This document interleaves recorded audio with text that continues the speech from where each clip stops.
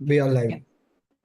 Good evening, everyone. A very warm welcome for the webinar on Pan Cancer Deep Dive Critical Takeaways from the 2026 Congress. With immense pleasure, I would like to invite the convener of the program, Dr. Abhishek Anand, Director in HOD Medical Oncology, Paras HMRI Patna, for the welcome and introductory note and to take the proceeding forward. Over to you, sir.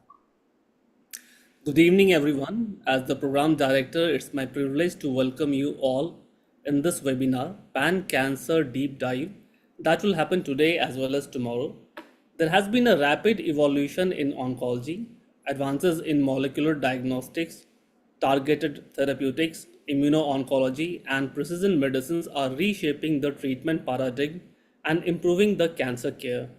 This program has been curated to deliver the current evidence based insights that are directly applicable in clinical practice. I would like to thank all the faculties for participating and joining today. And now I would request Umang and the Horizon team for further session coordination. Thank you.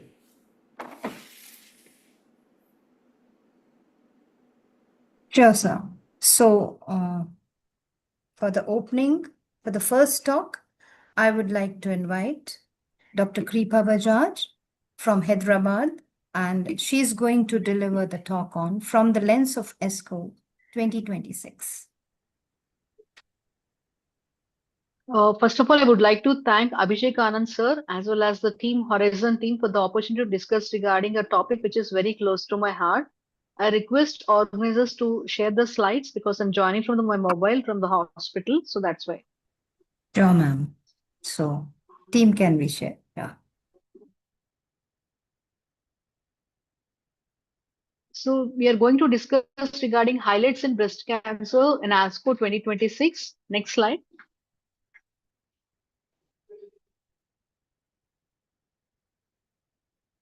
Pertaining to the HR positive, HER2 negative breast cancer, the next generation endocrine therapy, the precision targeting and proactive interventions. Next slide. Ma'am, you can also change the slide from this. You can change the slide. You can click and change the slide. Umang, she has joined from mobile, so we can do the needful. No, from mobile also she can touch and yes. Yeah. So prognostic and predictive impact. So no, the previous to previous slide, please. I think I touched.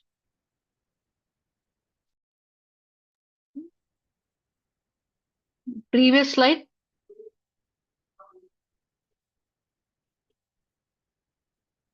So the prognostic and predictive impact of baseline gene expression in NATALEE trial of adjuvant ribociclib plus NSAIDs in HR positive, HER2 negative early breast cancer.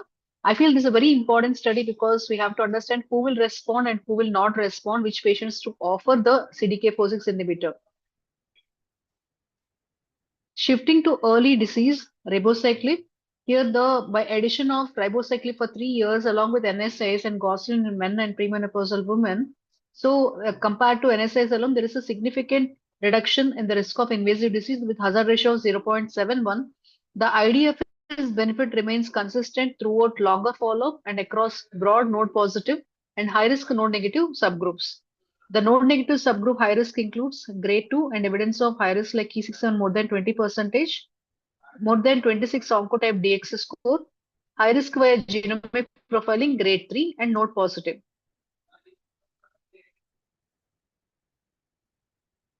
Ribociclib treatment benefit was seen across all the intrinsic subtypes, beta, luminal A, everything. Like there is a significant difference is there.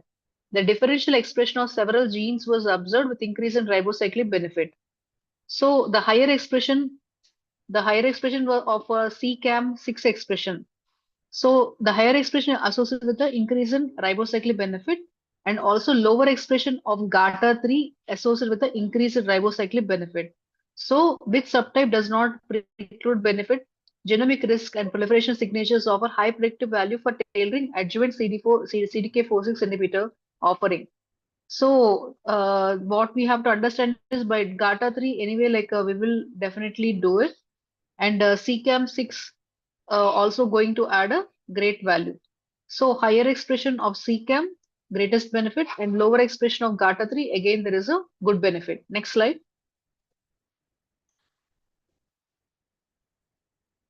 So the anatomical staging, from there, it has increased to PAM50 intrinsic subtypes, again transcriptomic gene expression. So the evolution of spectrum to understand which patients will benefit better with the addition of ribociclib. Initially, only staging the node, if you see the trial inclusion criteria, it was there. Later, it has evolved to PAM50 intrinsic subtypes where luminal types got evaluated, and now it is transcriptomic signature, gene signatures. Next slide.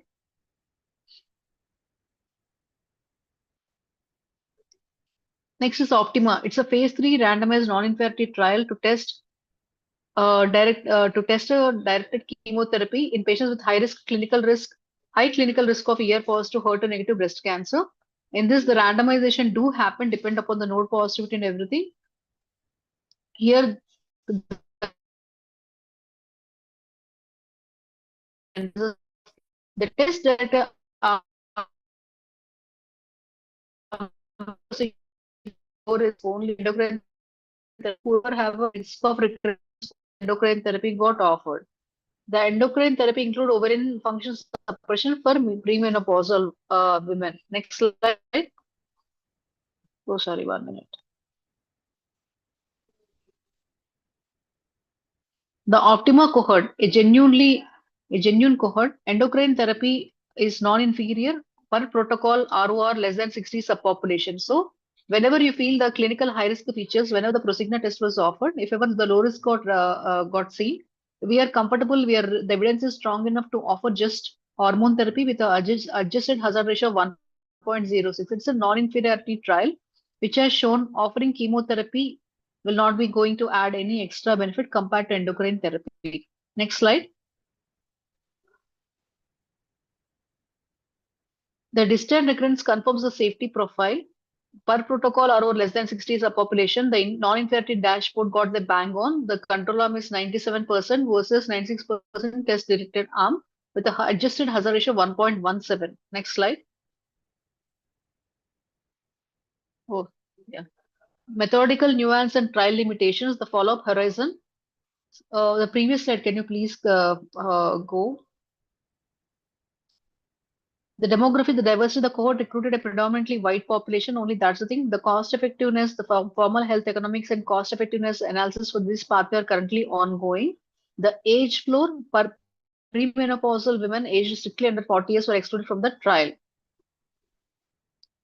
You see, non-inferiority holds across all critical patient demographics, premenopausal, postmenopausal, node positivity, and everything. So node positivity is slightly teasering, but the hazard ratio is 1.11. So every critical subgroup confidence interval comfortably crosses 1, providing no statistical significant benefit to chemotherapy across these cohorts. Addressing the gap, safely omitting chemotherapy in premenopausal women as well as postmenopausal women. Premenopausal here crossed 40. So in this, the control arm versus test data term and postmenopausal outcomes they are very comparable. So premenopausal women exhibit identical absolute non-inferiority margin to postmenopausal women, validating safe chemotherapy omission when treated with ovarian function suppression. Efficacy and safety of giredestrant. So lidERA trial like this very important one. So that's a phase 3 trial. Efficacy and safety of giredestrant in patients with a hormone receptor positive patients.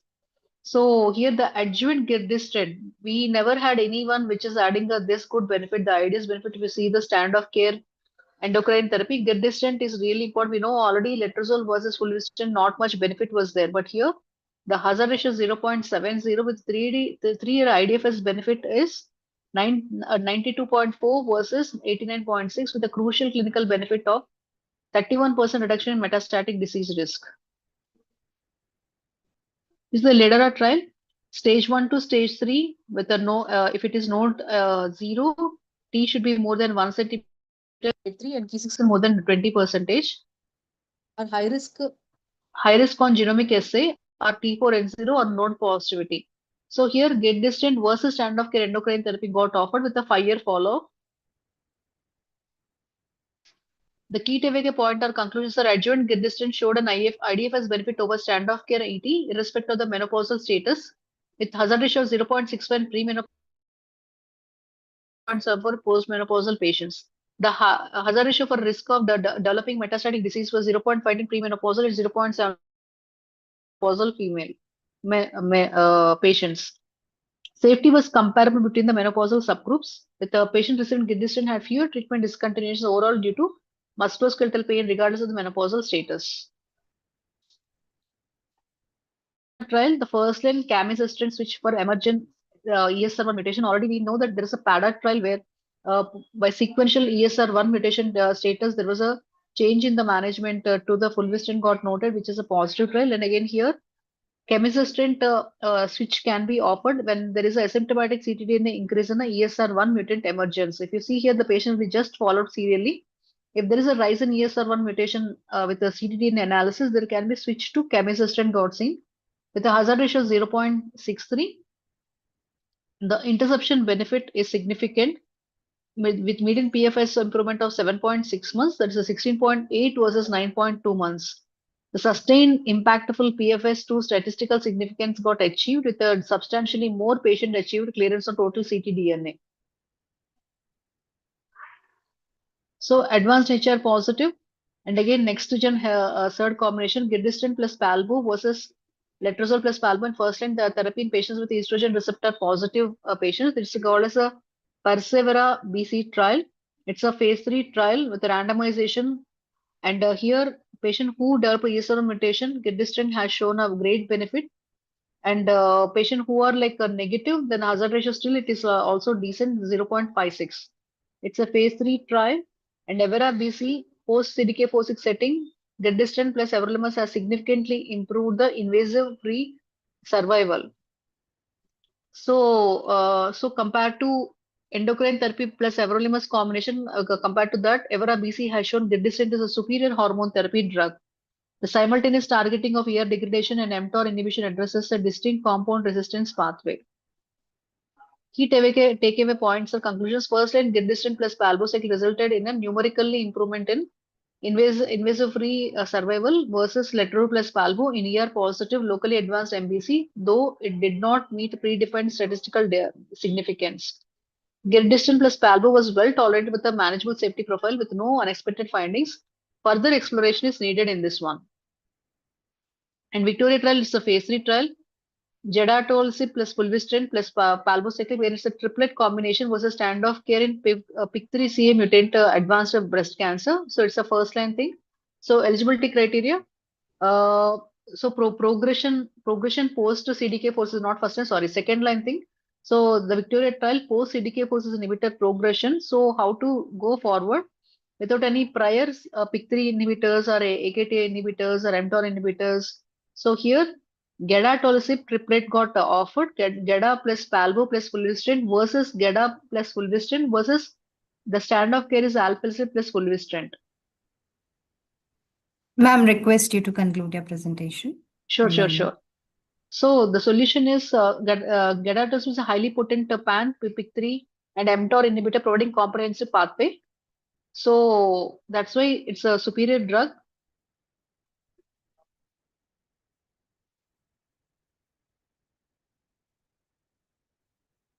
So I could able to complete the HR positive alone. So with the good outcomes for the gedatolisib. So there's a triplet combination is a way forward post progression CDK4 inhibitor.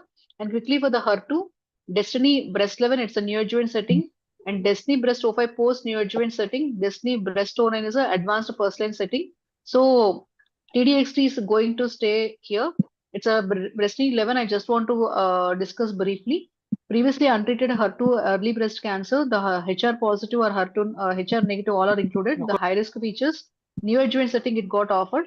It has shown inferior but robust PCR compared with the 5 agent drug. So patients who cannot tolerate the chemotherapy, those patients we can offer. It has shown a decent delta. And I think like this is the last one. And again, Destiny 05 also, a new standard of care based on DB5 result. This also has shown a great post neoadjuvant setting. Already we have discussed Destiny 05 many a times. Compared to TDM1, TDXT is a superior drug. So the stratification factors are quite interlacing here. The Asian cohort also got a good outcome. So the ILD features and all also it's a comparable one. Next slide. So Destiny 09, it's a randomized one. It is a advanced and metastatic setting compared to the TDXT per 2, TDXT alone and THP regimen got noted. So here the depth of response is very good for TDXT plus pertuzumab, but I'm not sure who would definitely offer in the clinical setting. I'm not sure, but this has shown a decent benefit. So with this, I think I should conclude the session because it is already 7:16. I would like to hand over the session to organizing team for further continuation. Thank you, ma'am, for your engaging talk. Now, moving ahead, it's a panel discussion on the previous discussed abstract. And to moderate the session, I would like to invite Dr. Satish Sarma, sir. He is consultant medical oncologist, Bhagwan Mahavir Manipal Hospital, Ranchi. And I would like to invite all the panelists, Dr. Nihanti Srinath. He is consultant medical oncologist at Saroj Gupta Cancer Center and Research Institute, Kolkata. Dr. Sabina K. Chaudhary, consultant medical oncologist, Rajiv Gandhi Cancer Institute and Research Center, Rohini, Delhi. Dr. Animesh Gupta, consultant medical and hemato-oncology at Yatharth Super Speciality Hospital, Agra. Dr. Bipnesh Sarkar, he is associate professor medical oncology at HPCH Varanasi, and Dr. Parag Roy, medical oncologist, Meherbai Tata Memorial Hospital, Bistupur. Over to you, Satish, sir.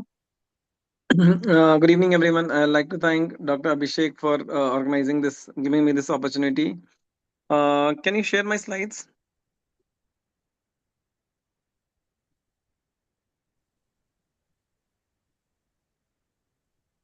So I welcome all my panelists. Next slide.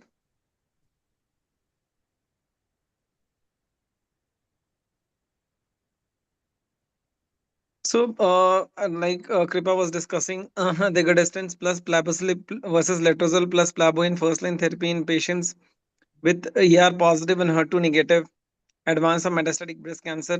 Next slide. Like we just heard her. So, my first, Nihanti, are you there? Hi, Dr. Satish. Yeah. Yes, I'm there. Hi. Oh, yeah. All fresh. So, Niyanti, we have listened to Kripa. So, tomorrow a patient come, ERPR positive. Will you, and you have all the drugs available.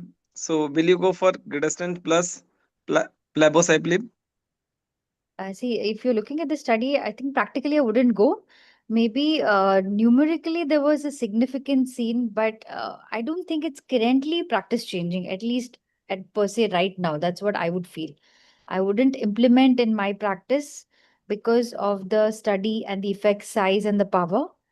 So I would still prefer CDK4/6 only with either any of the AIs.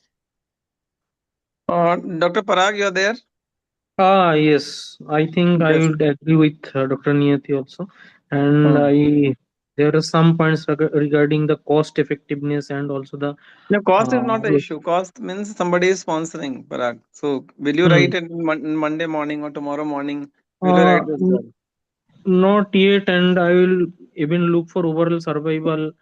All Hmm. these I will look into But this. overall survival in hormone positivity is going to take long time. Yes, definitely. But still, if uh, I would rather So, prefer. so Dr. Sabina, will you wait for the OS or will you go with any other parameters which will tell okay, this is the go ahead drug? So I don't really think it is a go-ahead drug right now because I think the population that they included was an endocrine sensitive population for which we Yes. already have a standard of care, good standard of care, rather excellent standard of care, AI plus CDK4/6 inhibitor.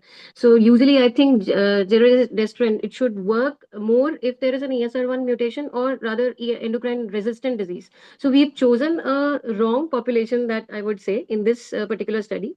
So we already have letrozole for this as an with an effective partner of CDK4/6 in a treatment naive patient with. So I don't think so. It should be practice changing right now. It should Okay. be working well as we saw in the lidERA trial. I think that when the treatment when the patients are high risk or in an ESR1 mutated case, so resistant cases, I Okay. don't think so. Okay. Yeah, yeah. So, Dr. Animesh, do you agree or you have different ideas? I think Dr. Animesh is not. Dr. Bipnesh, sir is there. Yeah, same like Dr. Sabina told. So maybe in selected subgroups, we need to see the data and then decide. Okay. So can we have the next slide?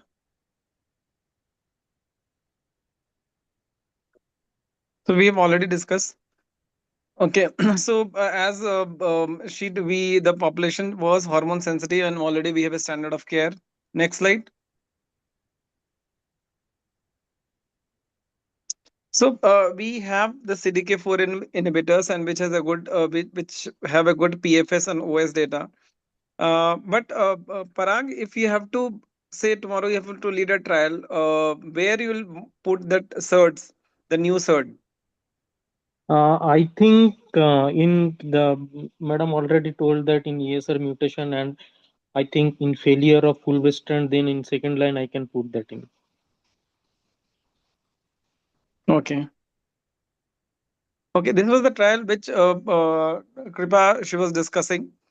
So Nihanti, what do you think that what they would have done better to make it more attractive to doctors? See, as it was discussed, see, one is more mainly hormone sensitive. We are quite aware that hormone sensitive anyways fare better. The population which they have included is a very favorable set of populations they have taken into account. That's the first thing which I would point out. And other is the factor like even they are looking into various other parameters which are mentioned about disease recurrence more than 12 months and less than 12 months. That is, they have received with adjuvant tamoxifen. So I think, in my opinion, I would look into the resistance factor, whether it's a primary resistance or a secondary resistance. That I would definitely look upon. And because we have the data with the CDK4, where, for example, like with Ribo, OS benefit has already been proven, placing Girdistant, especially if you take a ESR mutation, if it was an inclusion criteria, I think that subset of population maybe, would have benefited by using upfront SERD, I would say. So I think a molecular marker or a molecular analysis done upfront, maybe one of the way to go Yeah. about trial. So, Yeah, rest of, yeah. Continue, Nihanti. Yeah. no, I think rest, that's what I would say. Hormone sensitive population, I think we all are quite comfortable with CDK4/6. Okay. So Sabina, suppose you have a patient she's a metastatic breast cancer, and you have all the resources at Rajiv Gandhi. Will you order a NGS for that patient? Upfront, you mean to say? Yeah. So she was Maybe talking for about the academic molecular markers. purposes. Nihanti, she was talking about molecular markers and ctDNA. So maybe for So academic reasons, not right now. Not right now. No, I don't think so. Because usually when a patient is ERPR positive, we consider it as a treatment naive and it should be hormone sensitive. Only at any okay. point we feel that the patient is not responding, maybe at that particular point we might consider. So Dr. Bipnesh, in any of your trials in Varanasi, are you considering in hormone sensitive upfront metastatic patients, ERPR positive, any role of NGS? Yeah, definitely. As we know that this population, although having good OS based on the previous the study in ribociclib, but still there are population patients who progress very early and patients who do well on the same CDK4/6 plus hormone therapy. So definitely doing NGS at the early stage, it allows us to, when particularly we have all the resources, then we have started doing on some patients wherever it's feasible. It gives us an idea when the patients are PIK3CA mutant or ESR1 patients, and we have seen some around 5% of patients have double mutation, both the same. In those patients, we see that the PFS, as you can see, it will be around 18 to 24 months in that range in around 51 of patients. But in these patients, around less than 1 year. So in these patients, definitely the escalation has to go. And before many of the trials are, some of the trials enrolling in India, some are not. And in this setting, currently, we don't have a active literate trial. So definitely doing NGS upfront and molecular characterization, and in patients when we don't have a approved standard of care, this will help us guide in monitoring the patients, like the strategy like ESR1 mutation, the Doublet emergence mutation. of ESR mutation like that. So Niyanti, will you agree with what Dr. Bipnesh sir is telling in your private practice? Currently, in my clinical setting upfront, I usually don't advise for NGS.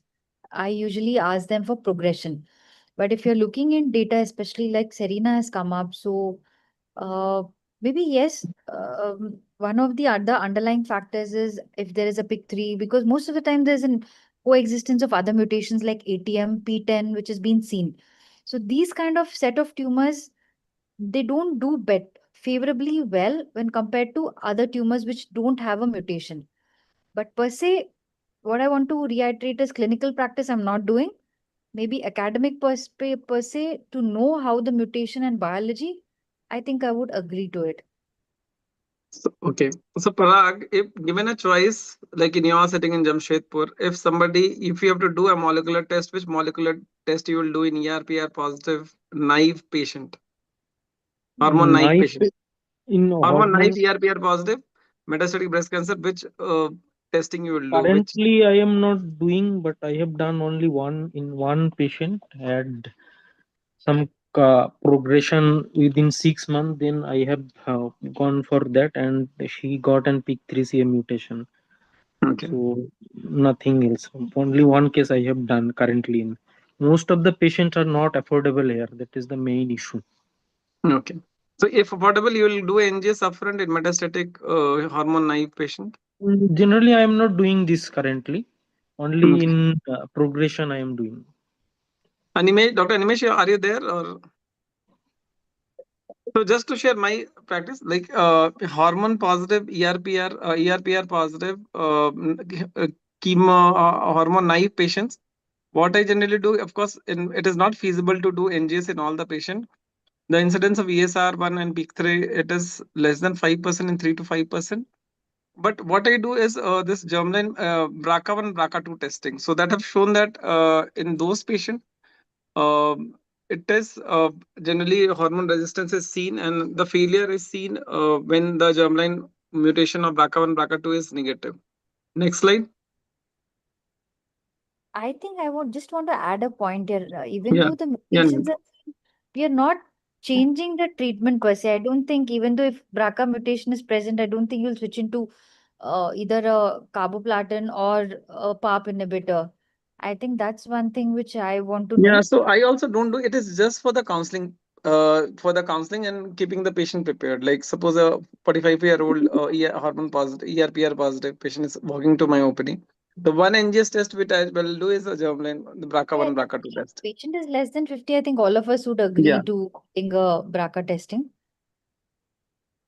So, I think Dr. current ESCO guidelines says that patient less than 65, you can They go should do. for So actually, in all my patient, I BRCA. do HER2 positive patient, excluding HER2 positive. In all patient BRCA1 and BRCA2 testing, I do. So, Dr. Bipnesh, how does this curve look like?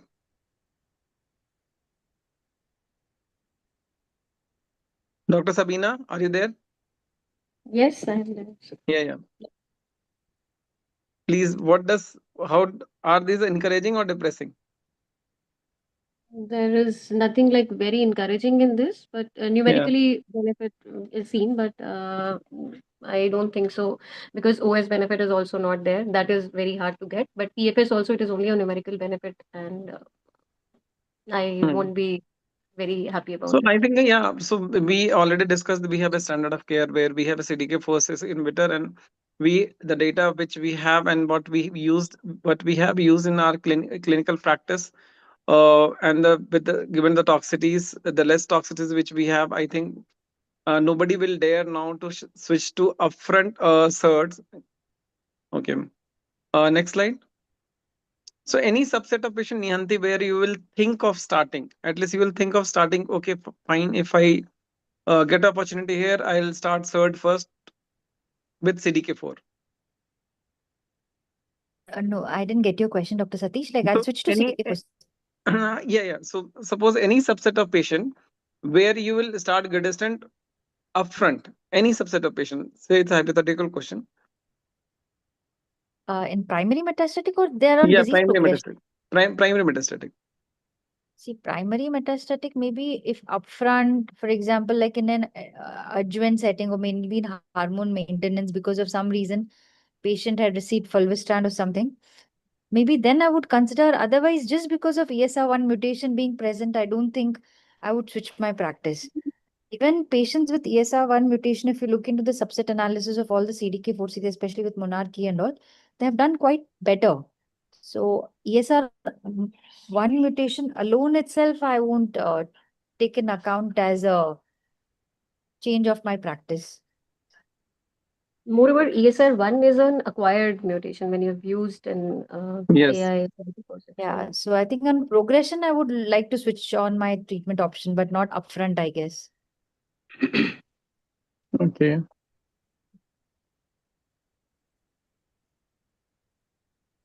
So other issue is how frequently we are using, Dr. Sabina, are you using ctDNA testing and ctDNA in breast cancer? We do it at progression. We just send a liquid biopsy for, I mean, the blood sample for ESR1 mutation. That's in a hormone receptor positive who is on hormone therapy. And if the patient has a significant progression, we do send a ESR1 mutation testing. So do you send Guardant or do you We have our um, in-house only, we send a liquid sample. okay. Nihanti? Yes, Dr. Nihanti, are you? yes, I'm there. Yeah. So the question was, I'm so sorry. I'm really sorry for that. So I'm asking you, in what all scenario in breast cancer you will send ctDNA? And ctDNA, I are think you using it? only on progression I've currently used, not in upfront at all. And not to many patients also. My patients are not that affordable. Only to few patients I've done. And yes, Guardant, the one thing I've used it. Dr. Parag? Any role of Currently ctDNA? in progression, what I am doing that in the progression site, if there is a new lesion, I do for biopsy and recheck the ERPR status and hardening, because there is certain percentage of chances of change the molecular signature, and if it is not feasible for biopsy, and then I go for ctDNA. To the organizer, can you show me slides? It's right there. It's not visible on the screen.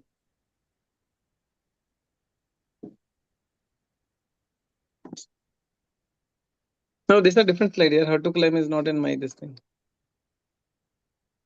So just to continue the discussion, there was a study. I don't know whether it is TNBC. They were following with ctDNA and on this ctDNA coming positive, the escalation to capecitabine and followed by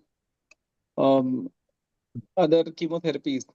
So recently, I met one of my patient who was taking treatment at Singapore. So they gave in TNBC. They started with the standard protocol chemotherapy plus immunotherapy. And there was a suboptimal response, and she was not willing for capecitabine, so they started on pembro, and she was being followed with ctDNA. And when the ctDNA came positive, they counseled her first to start capecitabine along with pembrolizumab. I don't know how much it is validated, but then they have been following her with pembro. I think these are not the slides here.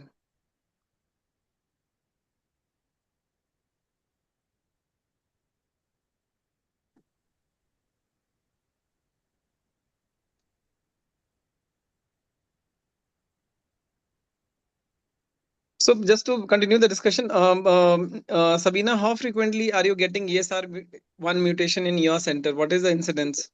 So you see 100 metastatic breast cancer in secondary, say hormone resistant case. What is the percentage? How So frequently do honestly, you? I can't quote any percentage, but yes, we have seen a couple of patients on ESR1. Okay. And started one on elasticant also, but I can't quote any percentage as of now. Yeah, that's correct. When I have only 2 patients who are ESR mutation Patients I can positive, I've count. said it was like 50-60 patients, but only 2 are positive. Anihanti, any data you have? I currently, the number of NGS which I do is quite less only. And then I think most of the patients of whom I have done, I think only one has turned out to be ESR1 positive. So I don't even say, I would totally agree with Sabina. Even I don't want to comment about it. So all those percentage of 40-50% in secondary hormone resistant, I don't think from where that data comes from. Parag, are you there? Yes. So any experience? No, I have got only one patient of ESR positive, but the test was done in Delhi. Then patient came here for second line hormonal therapy. Okay. So what will be, Sabina, what will be your next drug of choice if ESR mutation comes positive? Say Parag, I send you a patient for second opinion. I You have send an already ESR. Yeah, then we actually go for elacestrant. We discuss with the patient, and if the patient is not very symptomatic, then yes, elacestrant I've used in a couple of patients. Two patients I've used, but Okay. So what are the side effects you have come across? Just nothing really. Matlab, two patients they are doing okay only. No side effects as such I have noticed. Or maybe near.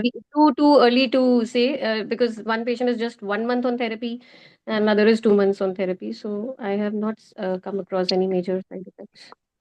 Okay. Nihanti, you have any experience? No experience. Even I don't have any experience with Elcestant. I have no. So I think we have discussed enough, and we will conclude here, I think. To the Thank you. organizers. Thank Dr. you for. Bipinesh, I think he told that you are sending a baseline NGS. So do you send a broad panel or like just for a few mutations are you testing, sir? And which are the patients that you select for sending an NGS? Dr. Bipinesh was telling, no, in TMH they're doing that. Bipinesh, sir, this TMH, there is a different practice altogether. They So can, maybe because as a they part of study or they might be doing then it. part of study they are sending it. Otherwise, in private practice, it's very difficult when the patient will ask you the significance of such a costly test at baseline.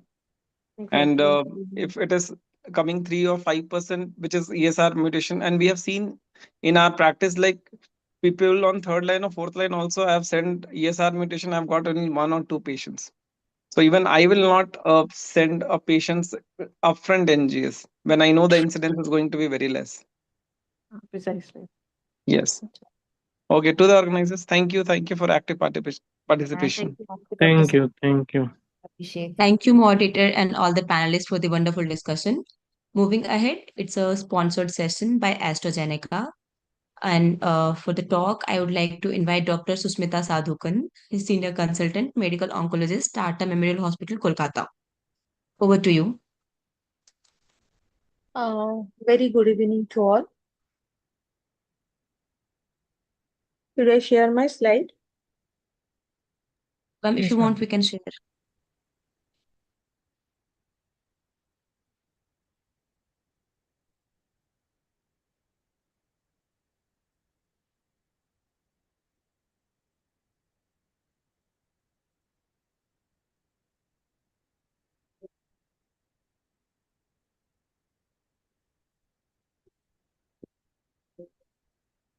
Very good evening. Hope I am audible and visible. Are my slides visible now? Yes, ma'am. Yes, ma'am. Yeah. So very good evening. I will be talking about the role of the TV9 protocol, that is Enhertu plus pertuzumab in the first line HER2 positive metastatic breast cancer subgroup. So this is the different landmarks where the different targeted therapy has evolved in the HER2 positive subgroup. So we all know that trastuzumab was introduced along with the chemotherapy in 1998 in the HER2 positive breast cancer as a part of chemo plus targeted therapy. Then we switched to THP, which was approved in the first line setting in the year of 2012. Then 2026, it got approval in the first line that it showed a benefit in the later line first TDX. In the second line, it was established as the standard second line first, and then it got approval along with the pertuzumab. That is, you can see like a chemo-free options in the first line based on the trial DESTINY-Breast09. So despite advancement in the treatment, 5-year survival rates remain less than 60% in this particular subgroup of breast cancer. After more than a decade without new first-line regimen for patients with HER2 positive metastatic breast cancer, DESTINY-Breast09 is a part of an important step for the treatment landscape. So what is the importance of using the superior treatment in the very first line? So we all know that 1/3 of the HER2 positive metastatic breast cancer will never receive even second line treatment. So we can see from the data that 30% of the first line patient do not receive second line therapy, and 34% of the second line patient even do not receive third line therapy. So using effective therapy in the first line rather than later line aims to maximize patient opportunity for improved survival outcomes. So coming to the recurrent versus de novo scenario, patient with de novo HER2 positive metastatic breast cancer experience superior survival outcome compared to the recurrent disease. So according to this CIST HERS registry, patient with de novo versus recurrent metastatic breast cancer are more likely to have longer survival outcome, that is PFS and OS, less likely to have baseline CNS metastasis, more likely to have baseline bone or liver mets, and less likely to have HR positive disease. So these are the particular characteristics of de novo versus recurrent metastatic advanced breast cancer. So PFS by de novo versus recurrent, if we look into the data, so median PFS, we can see the de novo subgroup usually the cohort is 17.7 months in the median PFS, whereas the recurrent subgroup, it is, you can see it is around 12 months. So hazard ratio with a 0.69. Again, the same standard, that is OS data in these two cohort, that is de novo mets versus recurrent. Median OS not reached versus 44.5 months in the recurrent arm with a hazard ratio of 0.55 and significant p-value. You can see the difference between the two curves. And talking about the CNS mets here, 8.9% on the all had a CNS mets baseline, and 4.3% of the de novo group had CNS mets, whereas the recurrent setting is as high as 13.5%. Now coming to the HR negative subgroup, tumors typically demonstrate a worse prognosis compared to the HR positive tumors, according to this registry. So in a SEER retrospective analysis of around 47,000 patients with HER2 positive breast cancer, patient with HR negative disease demonstrated a worse prognosis compared to the patient with HR positive subgroup. So HR negative breast cancer were of higher histological grade, larger size, had a higher nodal involvement and high rates of de novo metastatic breast cancer compared to the HR positive cohort. So this is the graph. You can see the PFS status by HR's hormone receptor status difference. The orange line was the HR positive and the blue line is the HR negative. So if we look into the comparative OS analysis between the HR positive and HER2 positive and HR negative HER2 positive subgroup, the positive being the orange one, you can see there is a clear difference between the two graph, and 5-year OS rate also is higher. We can see that it is a positive subgroup, it is 84.2% compared to the figure is 78.8% in the HR negative subgroup. So now coming to the visceral and brain mets, which are prevalent in patients with HER2 positive metastatic breast cancer, we all know, then and associated with reduced survival. So visceral mets in this cohort involve soft internal organs like liver, lungs, and digestive organs as well. It could occur in 47% of the patient at presentation of HER2 positive metastatic breast cancer. Liver mets are more common in HER2 positive than HER2 negative breast cancer and associated with poor survival. Liver mets are also a risk factor for developing brain mets. Brain mets in this group are expected to occur around 25 to 50% of the patients with HER2 positive metastatic breast cancer, again associated with poor survival, and it considered a late event. So occurring 2 to 3 years following initial metastatic diagnosis. So in Cleopatra, 14% of the patient developed brain mets as the first site of progression following first line THP. So we can see this, the brain mets usually considered as a late event compared to the other visceral mets, and prevention of brain metastasis thus in this patient is highly important. So due to the detrimental effects on survival and quality of life. There are several key unmet needs in the HER2 positive group in the therapeutic landscape. So we all know that there is no new first line treatment since long. Since the approval of the Cleopatra regimen in 2012, there is no first-line regimen which has been approved recently.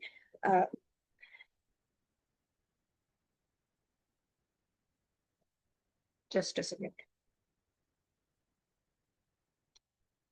Which has shown to improve outcomes for patients with HER2 positive group. However, interim efficacy and safety data from the pattern are considered promising in the first-line maintenance treatment. Recurrent disease, if we talk about, the patient with recurrent HER2 positive metastatic breast cancer exhibit poorer outcomes compared to those with de novo disease. Coming to the visceral and brain mets, these are prevalent in patients with HER2 positive and are associated with reduced survival. Despite advancement, prevention and treatment options for HER2 positive metastatic breast cancer with brain mets have been historically limited. HR negative, HER2 positive tumors demonstrate poorer prognosis in terms of OS and breast cancer specific survival compared with patients with HR positive and HER2 positive tumors. However, patients with HR negative disease demonstrate improved PFS with HER2 targeted therapies compared with the patient with HER2 HR positive disease based on the Cleopatra as well as the Destiny Breast 03 data. Now, current treatment landscape of first-line HER2 positive metastatic breast cancer. So THP has been established as a first-line standard since 2012. So there is no new regimen as we already talked about. 5-year survival rates remain below 50% despite therapeutic advances, and patients continue to face risk of disease progression as well as the CNS mets. So Destiny Breast 09 marks a major advancement in the first-line treatment setting, addressing a long-standing unmet need. So this is the NCCN version 2006, which recommended cytotoxic regimens for recurrent undetectable stage 4. So you can see that TDXD has been introduced, this combination TDXD plus pertuzumab as a first-line option as well. So it's now included as although category 2A regimen. Another recommended regimen with the first line is we all know that it's a THP regimen, either taxane, either docetaxel or paclitaxel. This is the ESMO 2026, which also recommend TDXD plus pertuzumab as a category 1 MCBS score 2 for first-line HER2 positive metastatic breast cancer, regardless of the HS status. Sorry to interrupt in between, ma'am, since we are running out of time. So I would like to request you to wrap in 2 minutes. Sure. So this trial, we all know that traditionally, these bone mets patients were excluded from the Cleopatra study, and Destiny Breast may provide data to support the use of TDXD in the first line to improve the also to get the data those with the brain metastasis as well. So this is the rationale of combining both the pertuzumab as well as the trastuzumab. We all know, I am not going into the details. This is the study design. You can see the HER2 positive metastasis was got randomized between 3 arms. That is the Enhertu plus pertuzumab. This is 3 weekly, then THP, as well as the Enhertu plus placebo. And primary endpoint was PFS, and secondary endpoint was OS. So these results are the third cohort results to be updated. So clinically meaningful and statistically significant median PFS benefit was observed with the introduction of Enhertu plus pertuzumab compared to the traditional Cleopatra regimen. You can see the median PFS is 40.7 months, which is quite high compared to the 27 months. And if we see the key again with a hazard ratio of 0.56, that means 44% reduction in the risk of disease progression or death with this combination. Also, this combination showed an early positive trend in the overall survival. However, overall survival data is immature yet. Versus THP at interim analysis with a hazard ratio of 0.84, OS data was still immature with only 16% of the maturity at data cutoff. If we see the separation between the PFS curves began at as early as 6 months and increased even at 12 and 24 months. So at 24 months, if we see the data, that is estimated to remain progression-free with Enhertu plus 70%, then with the THP is only 52% of the likelihood of remain progression-free. So this is, we can see, so we can see that it can showed a benefit as early as 6 months and persistent benefit even at 24 months. So these are the PFS benefit. We can see the forest plot is all the subgroups are favoring use of the newer combination compared to the Cleopatra regimen with a different hazard ratio although. So this is the consistent PFS result across all pre-specified subgroup. Here also, we can see all the subgroups are showing the benefit favoring the Enhertu plus pertuzumab. Clinically improvement in the PFS2 as well. You can see a median PFS not reached with versus 37 months in the Cleopatra regimen. So these are the patient who discontinuation data discontinued in the second line. So in HER2 targeted therapy, the use 5% again used in HER2. In the THPM, it is as high as 22%. The next regimen used was TDM1 as well as the other regimen, and 55% majority of the patient received chemotherapy. These are the safety data. It is almost in line with the previous safety data of the. So we are all more concerned about the serious side effect, which all know, that is the ILD. So if we see, look into the grade 3 and higher, it is 63.5% overall, and it is around 62.3% in the THP arm. It is not quite high, the grade, if we talk about the grade 3 or higher treatment related side effect. So dose modification are used to help manage the adverse reaction and keep the patient on treatment with Enhertu. So dose reduction required around 46% of the patient with Enhertu compared to the 20% of the patient with THP. Dose interruption was required around 68.8% of the patient, and discontinuation rate was 20.7% compared to the chemotherapy arm, it was 28.3%. So median duration is around 21.4 months. It is around 16.9, and patients still receiving treatment at data cutoff is 45.8 months, 8%. THP is 33.4 months, 4%. So you can details this breakdown of the side effect. If we see the any grade side effect is quite similar also, and if you look into the grade 3 or higher, that is the deep orange and deep blue color is the, it is also not much different. Only thing is the nausea, vomiting is a significant, and fatigue, also the neutropenia component. So to conclude, persistent unmet needs remain in HER2-positive metastatic breast cancer, particularly in patients with recurrent disease, HR negative, that which had a poor prognosis, and brain mets patient. Enhertu plus pertuzumab significantly improved PFS, reducing the risk of disease progression or death by 44% compared to the traditional Cleopatra regimen. Clinical benefit was consistent across all the subgroups, including those with recurrent disease, HR negative subgroups, as well as the baseline brain metastasis. Enhanced efficacy was achieved with a manageable and predictable safety profile, supporting Enhertu plus pertuzumab as a new standard of treatment. So we have to keep in mind that there should be a high suspicion of interstitial lung disease, and we have to monitor according with the slightest symptoms as well, and discontinue at the earliest to prevent the further development of ILD. So thank you for your patience hearing. If you have any questions, I would be happy to answer them. Over to the organizer. Thank you, ma'am, for your wonderful talk. Tech support, I request you to please stop the recording for this very particular session. Yes, ma'am. Okay. So moving ahead, it's again sponsored session by BMS.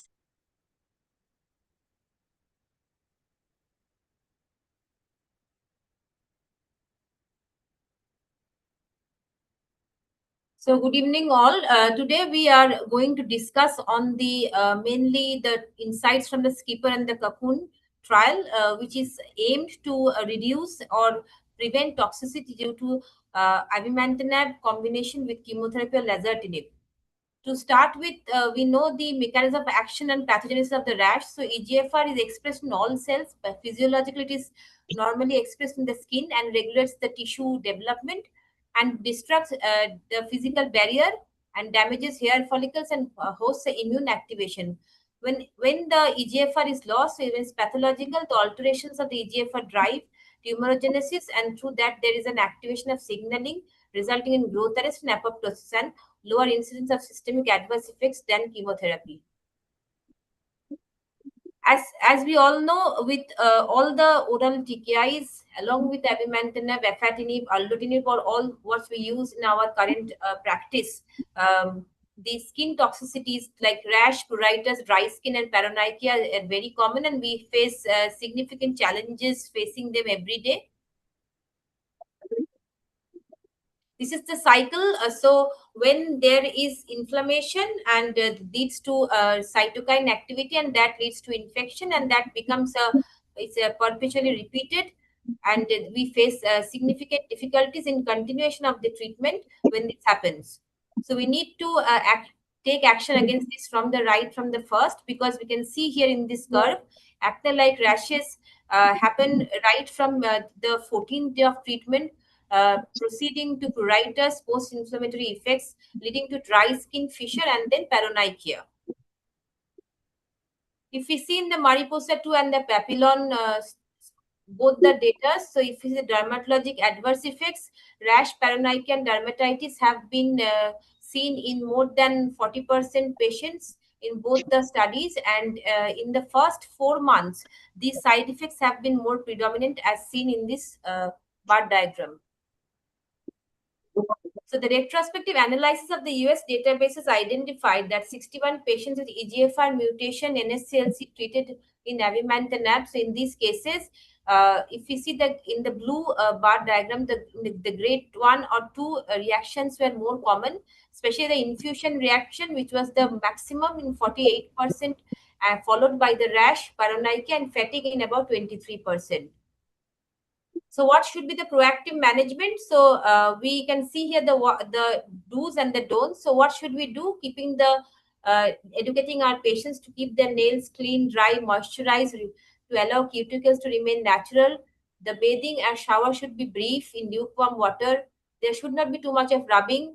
Using gentle cleansers and moisturizers. Wearing rubber-free gloves when using any kind of irritants, and wearing some sunscreen throughout the day, whether indoors or during colder months.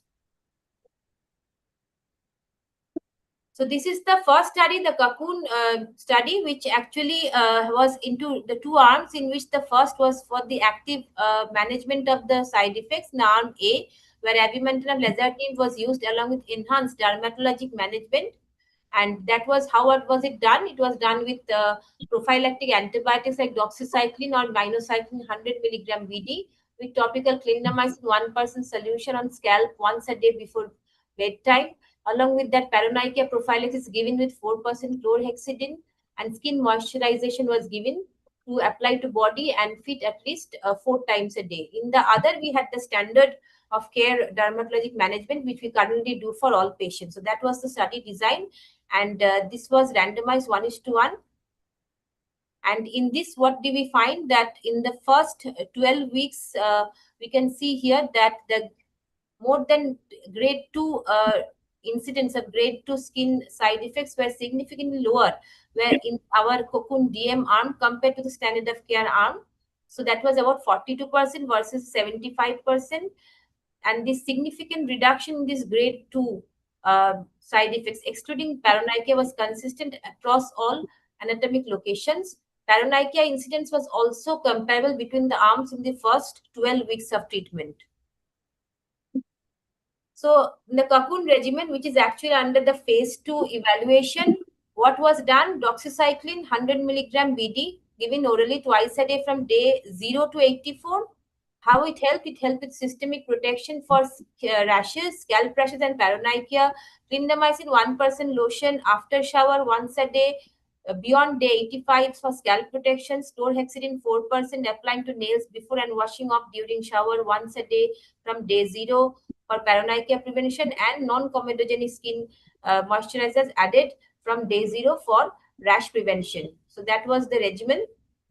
And the key findings was that with this regimen across 12 studies, prophylactic antibiotics lowered the risk of skin rashes significantly. The moderate to severe toxicities were reduced by about 2/3, and the risk of paronychia was also reduced by approximately 40%. So showing significant benefit with this regimen. So what we did, so for the rashes, the main management that was done, definitely we sent the patients to the dermatologist for referral, especially in patients who had more than grade 3 rashes, and continued oral antibiotics, and skin infection suspected, obviously went to cultures for bacterial and fungal cultures and given antibiotics accordingly. For scalp rashes, corticosteroid shampoos or anti-dandruff shampoos with corticosteroid lotions, and initiating systemic antibiotics accordingly. For the grade 1 paronychia, antimicrobial soaks were given once or twice daily, and topical antimicrobial agents were given twice daily. Topical steroids were also applied twice daily. For grade 2 and grade 3, we used a topical antimicrobial and antifungal agents twice daily with oral antibiotics for at least 14 days, and consulting definitely with a podiatrist or a dermatologist. So that is how we have treated in this study for the active management of the skin toxicities. Next, coming to the more important side effect, the infusion-related reaction. So avimentinib associated infusion-related reaction, that is IRR, that happens mainly with the first infusion, when 97% was grade 1 to grade 2. And this condition was characterized by adverse reactions right during or shortly after the drug infusion. It was unrelated to the dose or the activity, and the symptoms resolved upon interruption of the infusion. So the symptoms were fevers, chills or flushing, nausea and vomiting, hypotension, and shortness of breath or chest discomfort. The characteristics were, among the avimentinib treated patients who experienced these reactions, 97% were grade 1 and 2. Median time of onset was within 1 hour. It led to infusion rate adjustments in 62% patients. So it was quite a significant side effects, and definitely the rates dropped after the first day of treatment. So grade 3 infusion related reactions, as we have seen across the clinical trials, was around only 5% and not significant compared to grade 1 or grade 2.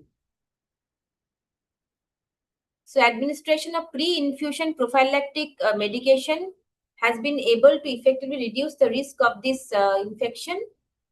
The guidelines recommended that the drugs that we use in the pre-medication schedule prior to initial infusion of amivantamab, that is antihistamines, IV or oral, the antipyretics, paracetamol, that also could be given IV or oral.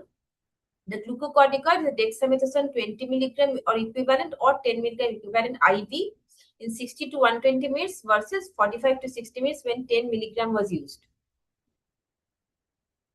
So in all our clinical practice, we have noted that this prevention of the infusion reaction was a pivotal end to continuation of the amivantamab.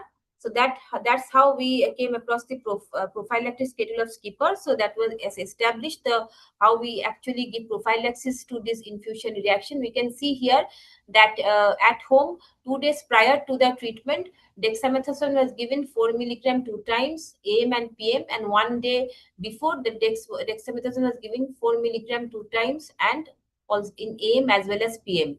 On the day of the treatment at home or in clinic, the patient had lazertinib, and in clinic 1 hour before the dexamethasone 20 milligram was given, and then IV amivantamab was given along with pre-medication of antihistamines or antipyretics. So it was seen in with respect to all the side effects that in the dexamethasone 8 milligram group, the infusion-related incidence dropped to about 22.5%, and all were only grade 1 and grade 2. And patients on the advanced skipper management protocol actually experienced very few infusion-related symptoms with the help of this schedule. Then came the subcutaneous administration of amivantamab. So how has that helped? So it's a phase 3 study, the Paloma 3, which compared the efficacy and safety of IV versus the subcutaneous, and the overall safety profile seemed to be similar with both formulations, but subcutaneous amivantamab had much lesser infusion reactions. So and it there was no hospitalization which was needed, and definitely there was no discontinuation. So comparison to IV administration, the subcut administration was substantially much less than 5 minutes, and significantly more patients faced better convenience of their treatment at the end of the treatment.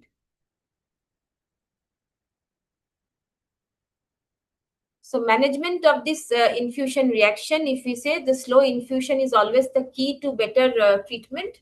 In the grade 1, if occurring with initial dose, we should consider early interruption to prevent more severe symptoms, considering additional pre or post-infusion medications for future infusions and monitoring as indicated.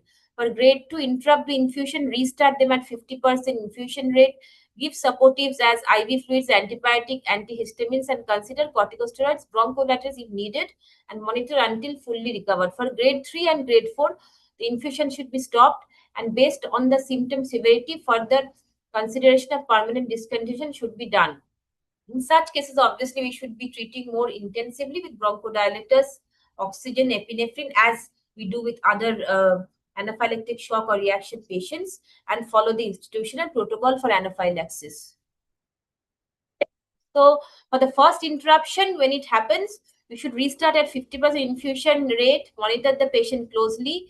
If there are no additional symptoms after 2 hours, the infusion rate can be escalated and administer the pre-infusion medication at next dose. For the second interruption, consider treatment discontinuation at that visit, check how much dose has been administered, administer diphenhydramine IV or equivalent, and monitor till resolution of the symptoms.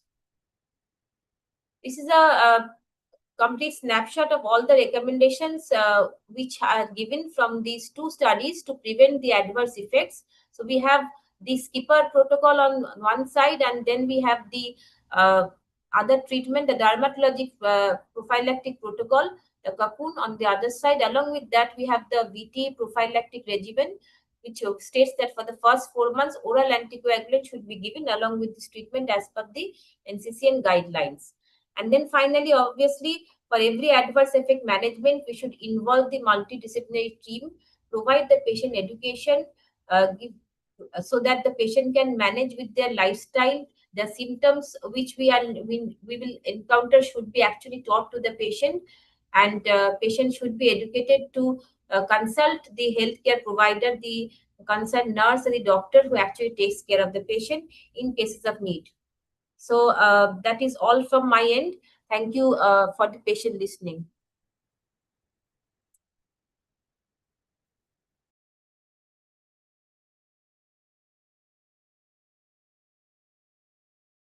Thank you, ma'am, for your talk. Moving ahead, it's a session sponsored by Roche, and the topic is role of Tecentriq in vulnerable patient with advanced NSCLC not eligible for platinum-containing regimen. And to present this talk, I would like to invite Dr. Prashant Pandey, his consultant medical oncology at Kolkata. Over to you, sir.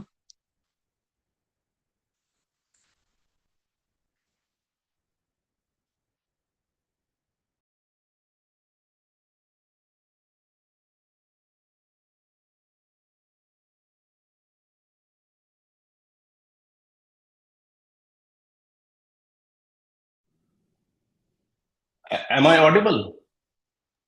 Yes, sir, you are. Yeah. So thanks for this providing the opportunity to Roche and Dr. Abhishek Anand. My topic is the role of Tecentriq in first-line patient with advanced non-small cell, non-eligible for platinum-containing regime.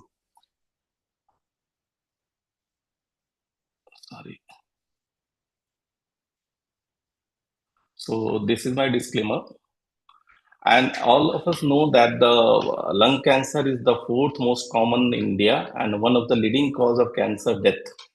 Among them, non-small cell lung carcinoma account for around 85% of the lung cancer, and majority of the non-small cell lung carcinoma continue to be diagnosed at the advanced stage, maybe stage 3 and 4.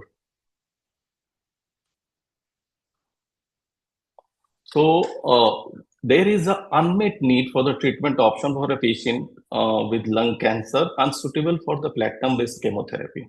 So what we know that the patient in real world, in our OPD or in our day-to-day practice, around 40% of the patient diagnosed with this lung cancer have the ECOG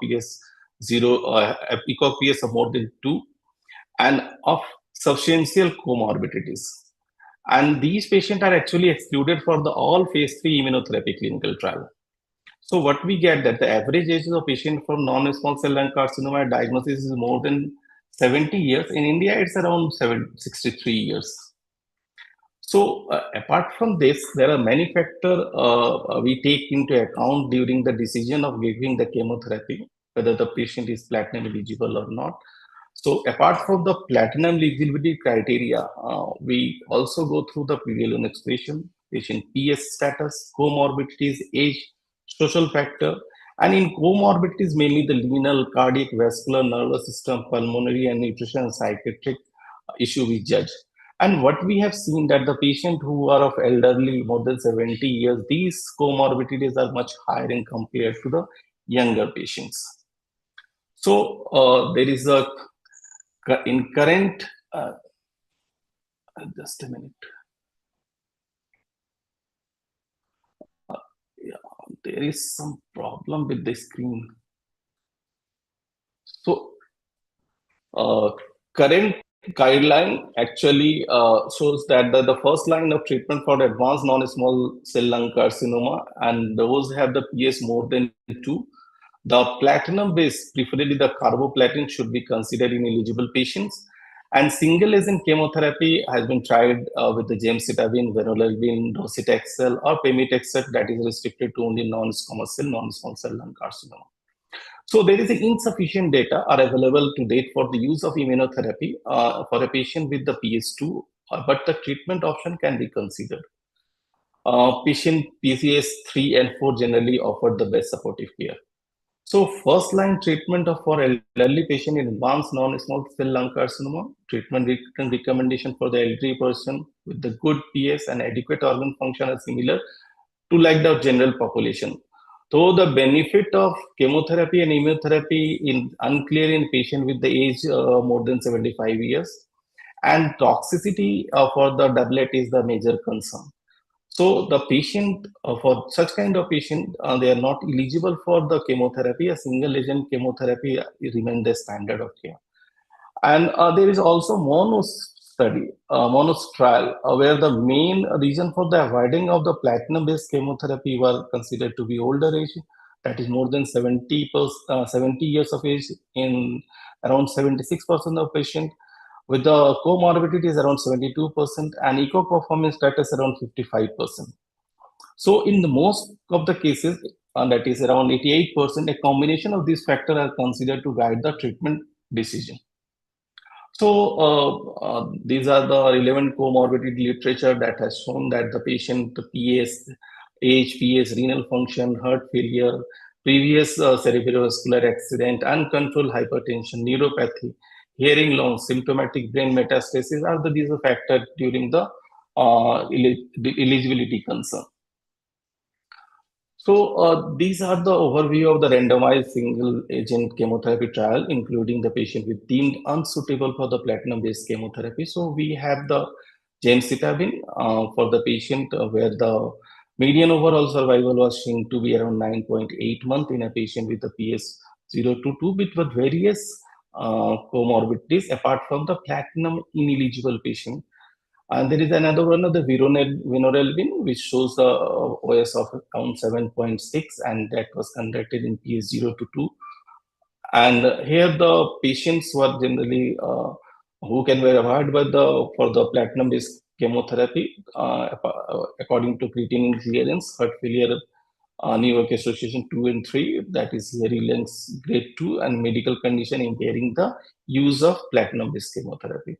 The third one is the docetaxel that has shown the median overall survival of around 5 months and pemetrexed around 4.7 months. So these are the single agent that has been used and remains the standard of care in a patient who had a various comorbidity, PS more than 2 or more than 2, and those who are actually ineligible for the platinum-based chemotherapy. Now coming to the evidence about the other immunotherapy agent in non-small cell lung carcinoma in such conditions. So we have the trial for the pembrolizumab, for the nivolumab, ipilimumab, and durvalumab. And these all trials are not recognized as the standard of care for such kind of patient, and they have the trial just like nivolumab, ipilimumab, that was stopped repeating the patient because of the high mortality. Durvalumab also we have the phase 2 study, and that shows that resulted in unexpectedly high number of fatal events, and ultimately the enrollment of the patient was stopped. So coming to our study, that is Ipsos study, that is the phase 3 global multi-center open label randomized study in the Indian patient including in the study. The atezolizumab versus single agent chemotherapy in a patient who were considered unsuitable for the first line of platinum doublet chemotherapy, and this was the study literature. So coming to the background, we have known that the clinical trial already shows the response of the immunotherapy in first line treatment of non-small cell lung carcinoma with or without chemotherapy depending on the PD-L1 status. And we have seen that in real world setting, around more than 40% of the patients with non-small cell lung carcinoma have poor performance status, that is PS more than 2, and or elderly with multiple comorbidities and poor tolerance to treatment. So given the relatively poor prognosis and limited treatment option when compared with the significant progress achieved in the patient with the PS 0 to 1 and oncogenic driven NSCLC patient. So these populations represents an important understudied NSCLC group with the unmet medical need to examine the efficacy, safety, and quality of life with the novel therapeutic option.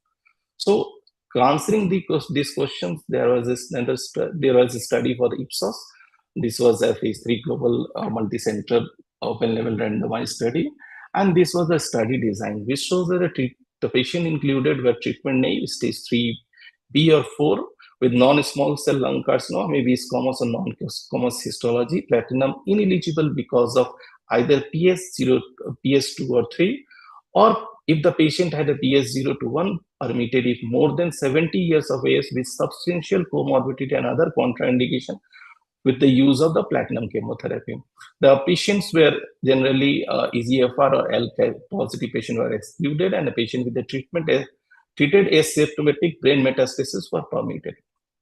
The stratification factor for this patient study was histology, squamous versus non-squamous, PD-L1 expression level by the SP142 ICSA, and the brain metastasis.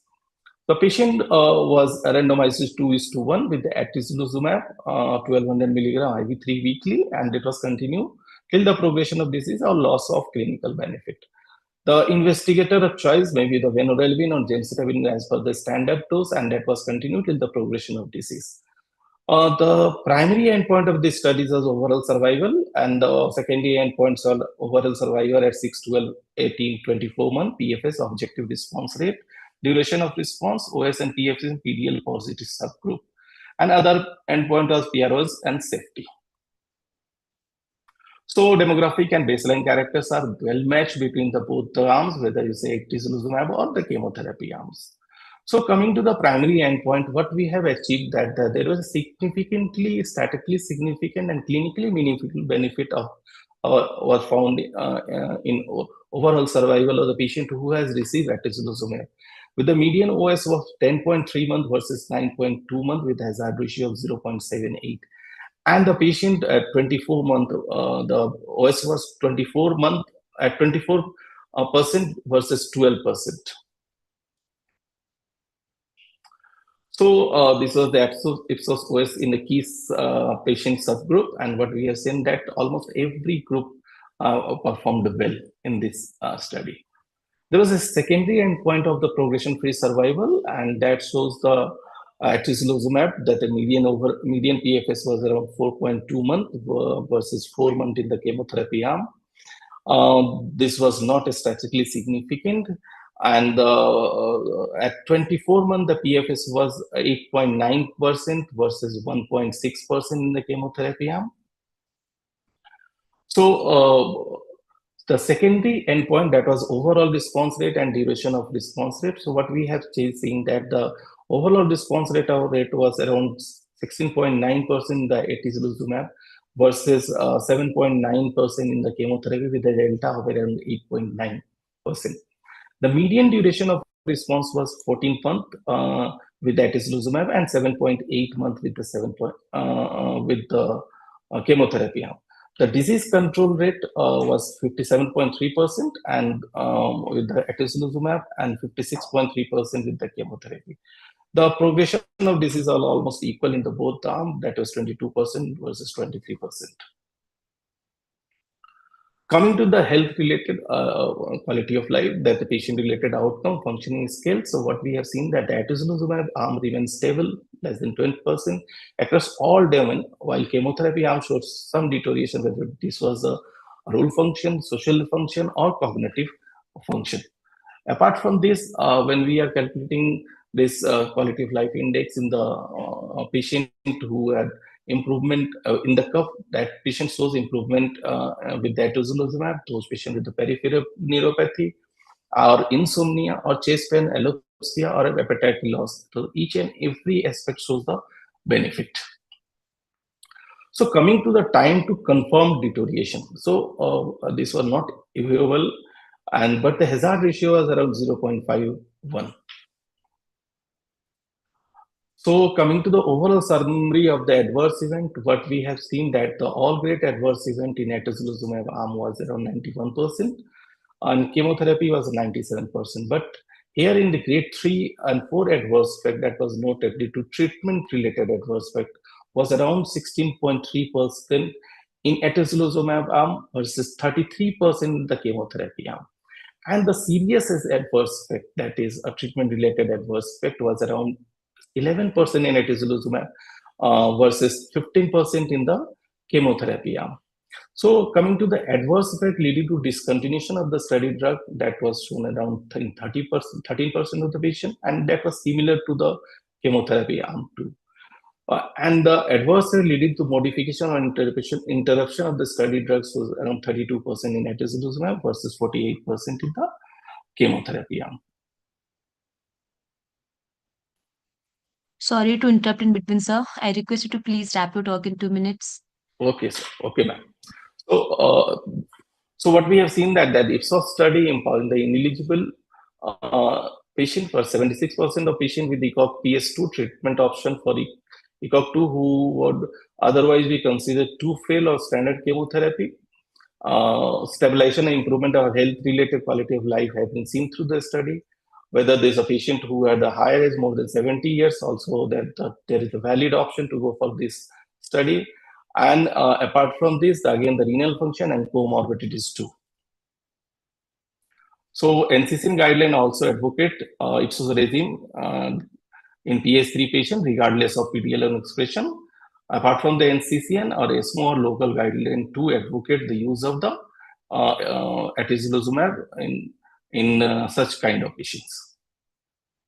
So concluding my talk, that the first line atezolizumab significantly improved OS over third generation single agent chemotherapy with a hazard ratio of 0.78 in a patient with non-small cell lung carcinoma deemed ineligible to receive the platinum doublet chemotherapy.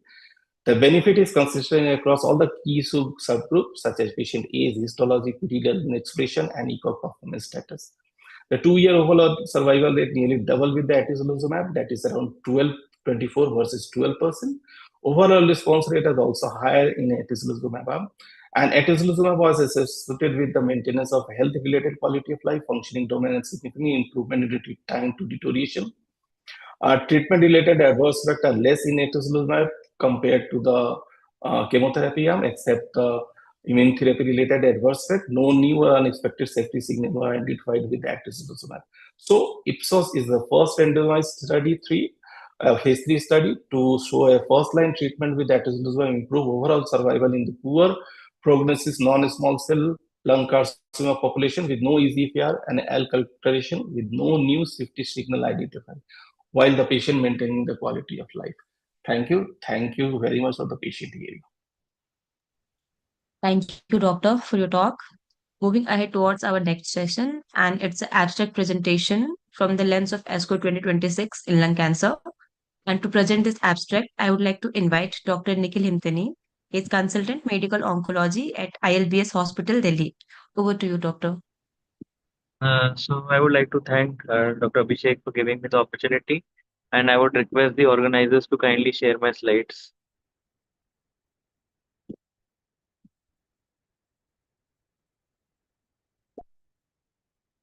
So I've been just given 10 minutes, and I'll be briefly discussing the recent the studies which have been presented in ASCO 2026. So there are 4 studies which I'll be briefly discussing. The first one is the Libretto 432 trial.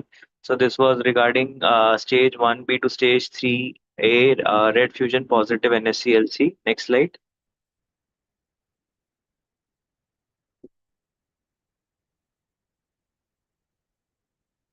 So next slide. So we know that targeted therapy is the mainstay of treatment in oncogene-driven NSCLC, where immunotherapy has demonstrated limited activity. And we already know that adjuvant osimertinib is approved in EGFR mutated NSCLC, as well as alectinib is also approved in ALK positive early stage NSCLC as a standard of care. Now we have a third option of considering RET inhibitor selpercatinib in RET fusion positive NSCLC as per the Libretto 431 trial. Next slide.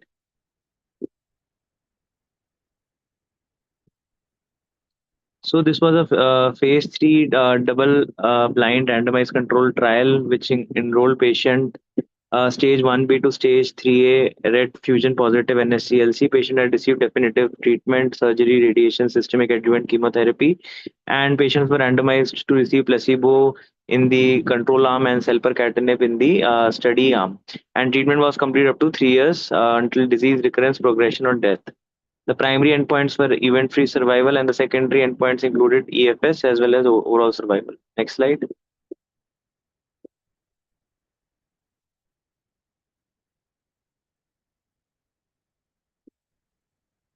Next slide. Yeah. Next slide. So it was a it involved multiple countries, including India as well. Around 151 patients were enrolled in this trial. It included 22 countries. The enrollment was done from Jan 2022 to March 2025. Next slide. So the baseline characteristics, so both the arms were well balanced with respect to age, sex, race, geographic region, smoking status. So there were two kind of red fusion which was seen. One was KIF F5B and other was CCD C6. 61% had KIFB and 25% had the other mutation. Next slide. So this was important. There was significant improvement in event-free survival who received selpercatinib with clear separation of the Kaplan-Meier curves, hazard ratio of 0.1.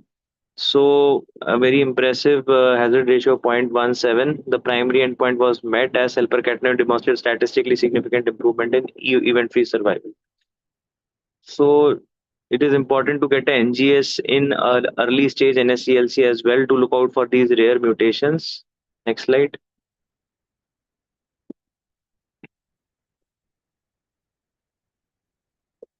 So again, event-free survival, it was significantly better in selpercatinib arm as compared to placebo with hazard ratio of 0.16. Next slide. So event-free survival by blinded independent central review, again, we can see that the EFS was significantly better in the selpercatinib arm as compared to placebo. Next slide. This is subgroup analysis. We can see that the benefit was seen across all subgroup of population irrespective of sex, age, smoking status or performance status. Although we can see for patients who had stage 2 disease, the hazard ratio was 0.68, but for patient stage 3, the benefit was more with hazard ratio of 0.09. So more benefit was seen in patient who had stage 3A disease. And so patient who had received prior chemotherapy, again, the benefit was more. So it is important that chemo cannot replace use of selpercatinib. Next slide. So EFF events were lesser in the selpercatinib arm, 4 versus 19. All loco-regional as well as distant recurrences were lesser in the selpercatinib arm as compared to placebo. Next slide. So again, 16 patients crossed to selpercatinib following disease recurrence, and 12 of these patients remain on selpercatinib at data cutoff, and no deaths occurred in the selpercatinib arm. Next slide. Now coming on to the adverse events, so the incidence of grade 3 adverse events were more, 66% versus 23%. Discontinuation due to side effect events were nearly comparable, 2.7 versus 1.3%. Next slide. So the most common side effects which were seen were selpercatinib with transaminitis with SGOT, SGPT, increased diarrhea, dry mouth, cough, hyperbilirubinemia, hypertension, but most of these are grade 1, grade 2. The grade 3 adverse event which were more were transaminitis and hypertension. So these are the side effects which we have to watch out for. Rarely it can cause hypersensitivity and ECG QT prolongation. So these are side effects which we have to watch out for. Next slide. So the conclusion was selpercatinib improved EFS in RET fusion positive NSCLC with a significant improvement in event-free survival with hazard ratio of 0.17 with acceptable safety profile, and it is the new standard of care in early stage RET fusion positive NSCLC. Next slide. Next slide. Next slide. Next slide. So the second trial is ivonescimab plus chemotherapy versus tislelizumab plus chemo in previously untreated advanced squamous NSCLC. Overall survival results of phase 3 Harmony 6 trial. So this was a China only study which was presented in ASCO. Next slide. So ivonescimab is sort of a new drug which inhibits both PD-1 as well as VEGF. It's a dual target bispecific antibody. And it has been approved in China in 2 lung indications since 2024. And it has ivonescimab plus chemo has shown significant improved OS in previously untreated advanced squamous NSCLC compared with tislelizumab plus chemo, which is the standard of care there. Next slide. So next slide. So this was a trial design. It was a phase 3 randomized controlled trial which included squamous NSCLC stage 3B, stage 4 with no EGFR ALK mutation, no prior systemic therapy. In the control arm, patient received chemoimmunotherapy with tislelizumab and carbopacli, and in the study arm, patient received ivonescimab with carbopacli, followed by ivonescimab as maintenance. Next slide. Next slide. So around 532 patients were randomized, and out of which 286, 66 received the ivonescimab, and so it was same in both the arms. Next slide. So baseline characteristics. So both the arms were well balanced with respect to age, sex, performance status. So it mainly enrolled squamous cell carcinoma lung, and nearly 65% at central type of tumor, as is seen with the squamous cell carcinoma, and major vascular involvement was seen in around 18 to 20% of the patient. So we know that in squamous the risk of hemoptysis is high, and we are giving anti-VEGF therapy where as per the literature which we used to study, that VEGF therapy should not be considered in squamous cell carcinoma, but this was given, and in the subsequent slides we'll be seeing the risk of hemoptysis was very low, so it can be given safely. Next slide. So this dual inhibitor of PD-1 and VEGF significantly improved the overall survival. At 2 years, we can see the Kaplan-Meier curve separating clearly in favor of ivonescimab with chemo, with the 64% 2-year OS versus 48%. So significant improvement with the hazard ratio of 0.6. Next slide. So this was a subgroup analysis, and it was the OS benefit was consistent across all subgroup of patients. So irrespective of PDL1 expression, whether it was less than 1 versus more than 1, benefit was seen across all subgroup of patients. Next slide. So again, PDL1 less than 1, this drug works well with improvement in OS with hazard ratio of 0.64, and again more than 1 with similar hazard ratio of 0.68. So benefit across all PDL1 expression levels. Next slide. So 1 to 49 again, hazard ratio of 0.67, and more than 50 again hazard ratio of 0.64. So consistent OS improvement across all PDL1 expression. Next slide. So subsequent anti-tumor therapy, once the patient progressed, most of these patients were eligible for systemic therapy, mostly chemotherapy or immunotherapy. Next slide. So coming on to the adverse events. So adverse events, grade 3 adverse events were slightly higher in this ivonescimab arm, 69% versus 58%. And grade 3 immune-related adverse events were similar, 14% in both the arms. Next slide. So most common treatment-related adverse events were alopecia, anemia, neutropenia. So these are mostly chemo-related side effects which we generally see. So they were similar in both the arms. Next slide. So specifically VEGF-related adverse events. So as we expect, being squamous cell carcinoma and a central tumor, risk of hemorrhage should be high, but we can see only the risk of grade 3 hemorrhage was only 2.6%. So VEGF-related adverse events were mostly grade 1 and grade 2. Next slide. So the conclusion was this drug with chemo, ivonescimab, significantly improved OS in advanced commerce NSCLC, and it showed comparable safety profile as compared to tislelizumab plus chemotherapy. And it supports adoption of ivonescimab with chemo as new standard of care for patient with advanced squamous NSCLC in first-line treatment in China. Next slide. Next slide. Next. Next. Next one.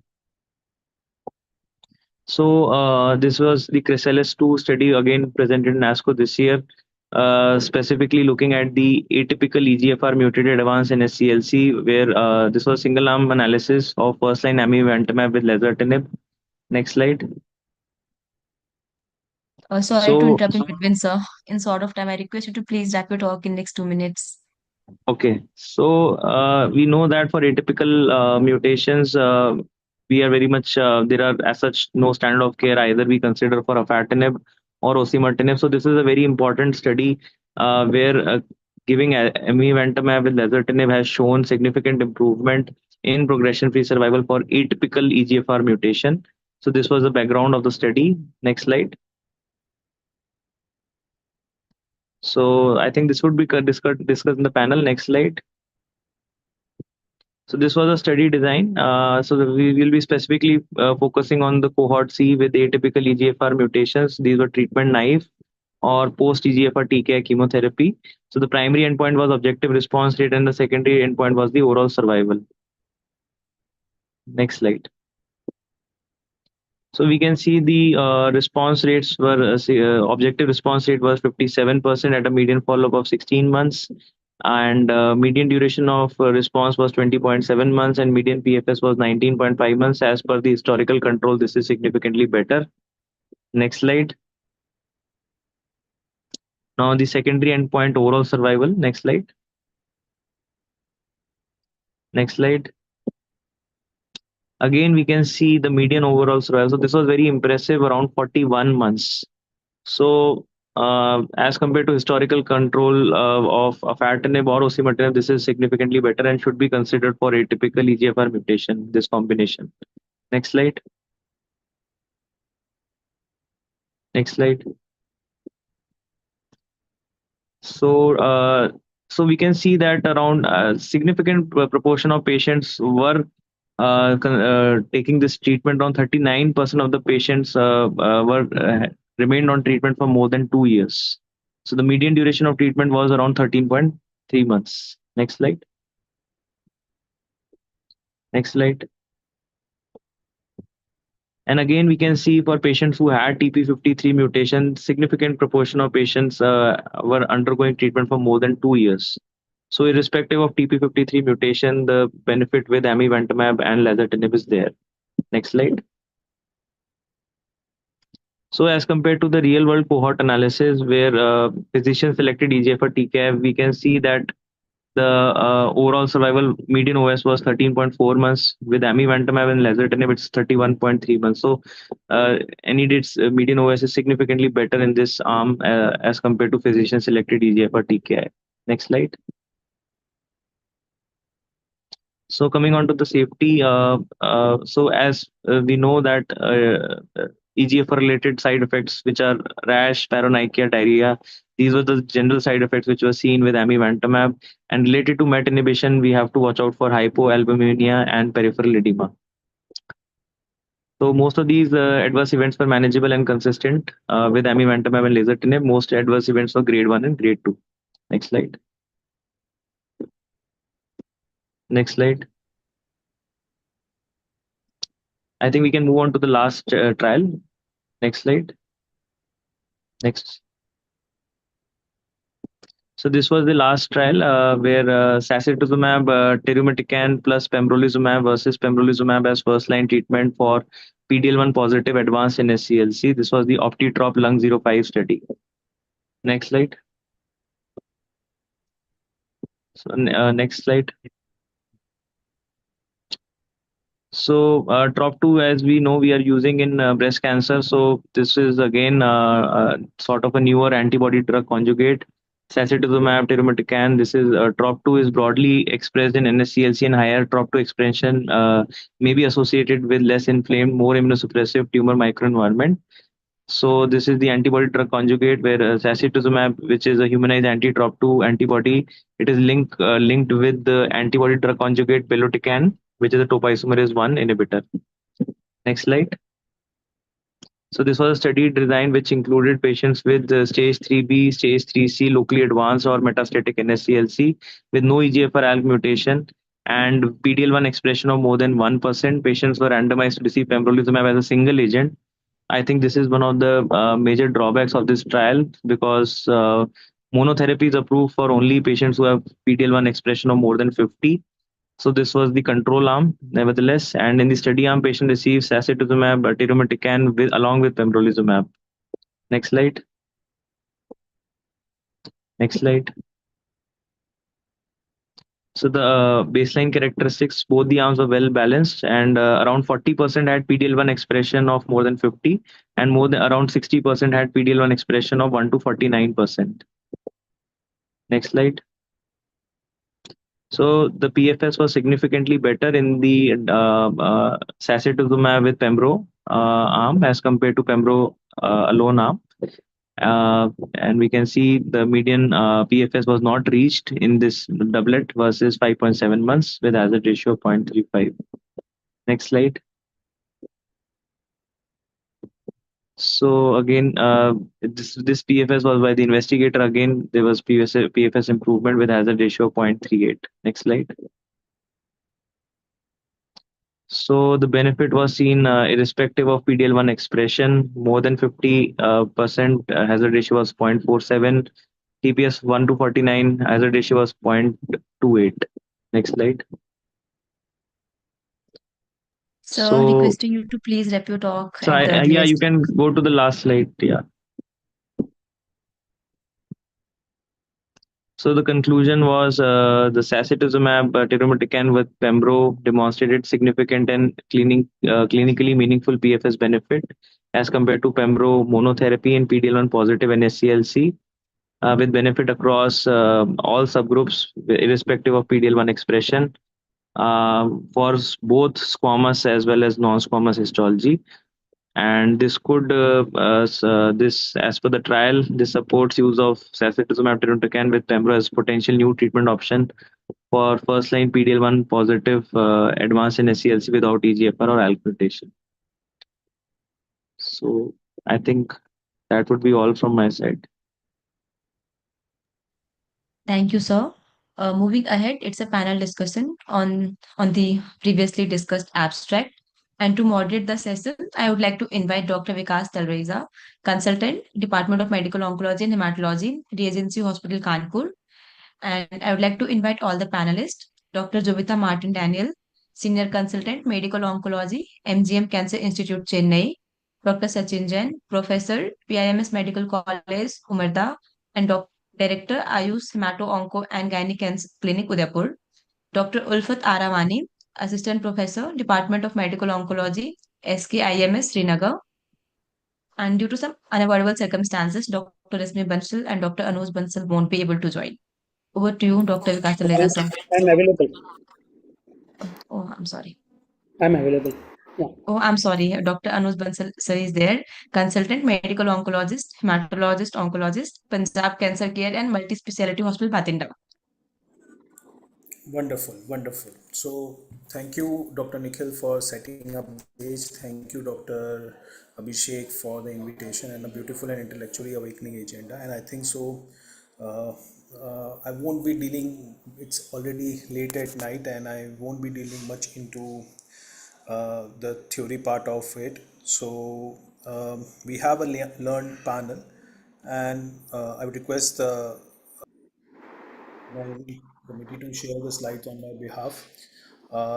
Just put on the panel discussion questions so that it becomes easy for everybody, because they have already listened to all the trials Dr. Nikhil has said. So the first trial that we will discuss today will be the Harmony 6, and straight away to the panel, esteemed panelists. So Dr. Jovita, what do you think how do you interpret that? Do you use in this Harmony trial the comparator tislelizumab plus chemo in the Indian practice settings, and would you use a VEGF inhibitor in a squamous cell carcinoma after this results? Hi, doctor. Actually, so we've been spoiled for choice now. I think after a good amount of experience with the known IOs like, Pembro, Nevo and everything, now TISI has come as a very good competitor, financially speaking as well. When it comes to squamous cell carcinomas, actually, it is always a little scary to think of a VEGF inhibitor. That's how we've been always trained and taught.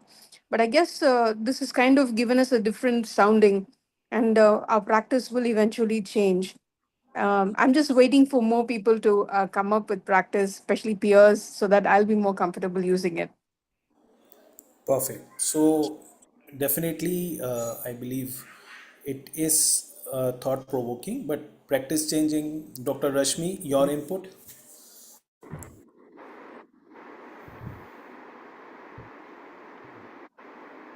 Do we have Dr. Rashmi? No, sir. Dr. Dr. Rashmi Rashmi ma'am is is not. not Okay. So, Dr. Sachin, your take? Yes, sir. Definitely, it's a new thing in the squamous cell carcinoma, that is a role of the VGF inhibitors.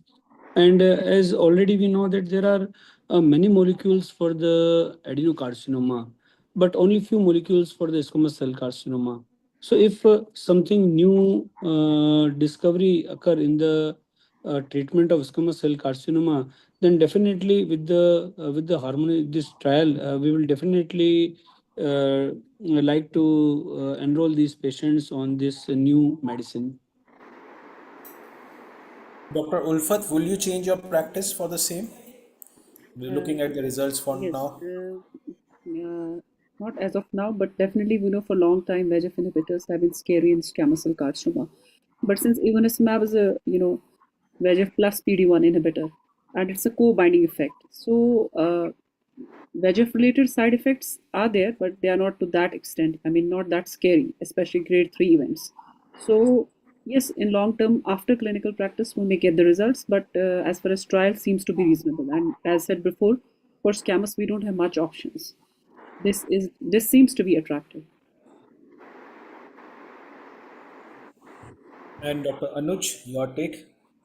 This is not a global study, so I think we need much more studies to get the answer. But definitely in squamous, this bispecific antibody, that is VEGF plus PD-1, if it is working well and the theory behind this is good enough, I think later on we can have some more data and then we can proceed with this combination. Perfect. So all of my panelists do tend to agree that the overall survival in a squamous cell carcinoma was hard to achieve. With the addition of immuno and a bispecific right now, it is going to be a practice changing and thought provoking, and definitely we are going to look forward for it in near further. Definitely subgroups where we need to avoid is in terms of those who have a high onset sites of bleeding because of the risk of hemorrhage in this. Otherwise, all those who are PDL1 positive, 65 PS borderline, I think so it's going to be a good data to look forward to. Now coming to the second trial, the Libretto, where the serpactinib definitely improved the event-free survival in early stage lung cancer. So question goes to my panelists that before now advising adjuvant therapies, would you think of this trial? So do you think that this is going to be a practice changing, and along with the EGFR ALK you will be doing the red testing and you would be doing a DNA and RNA based testing, and you would be advising them serpactinib as an adjuvant therapy for all these patients, specifically in the stage 3 settings? Dr. Jovita, back to you. Actually, yeah, I mean, in practice, it has become now very common that we order for a DNA NGS and an RNA sequencing because it's all a molecular world now. But when it comes to, advocating sulpercaptanib in the adjuvant setting, I think we cannot, displace chemotherapy completely. So I think the adjuvant chemotherapy should be given wherever possible, and maybe sulcralfate can be given as a maintenance, is what my loud thought is. Very well said. And that how was the trial was designed. So omitting chemotherapy, I don't think so, except for stage one, it's going to be there. But yes, for stage two and three onwards, I believe it's going to be adjuvant chemo followed by maintenance sulpactinib for 3 years. Dr. Sachin, would you also agree with the same, or you have a different key takeaway?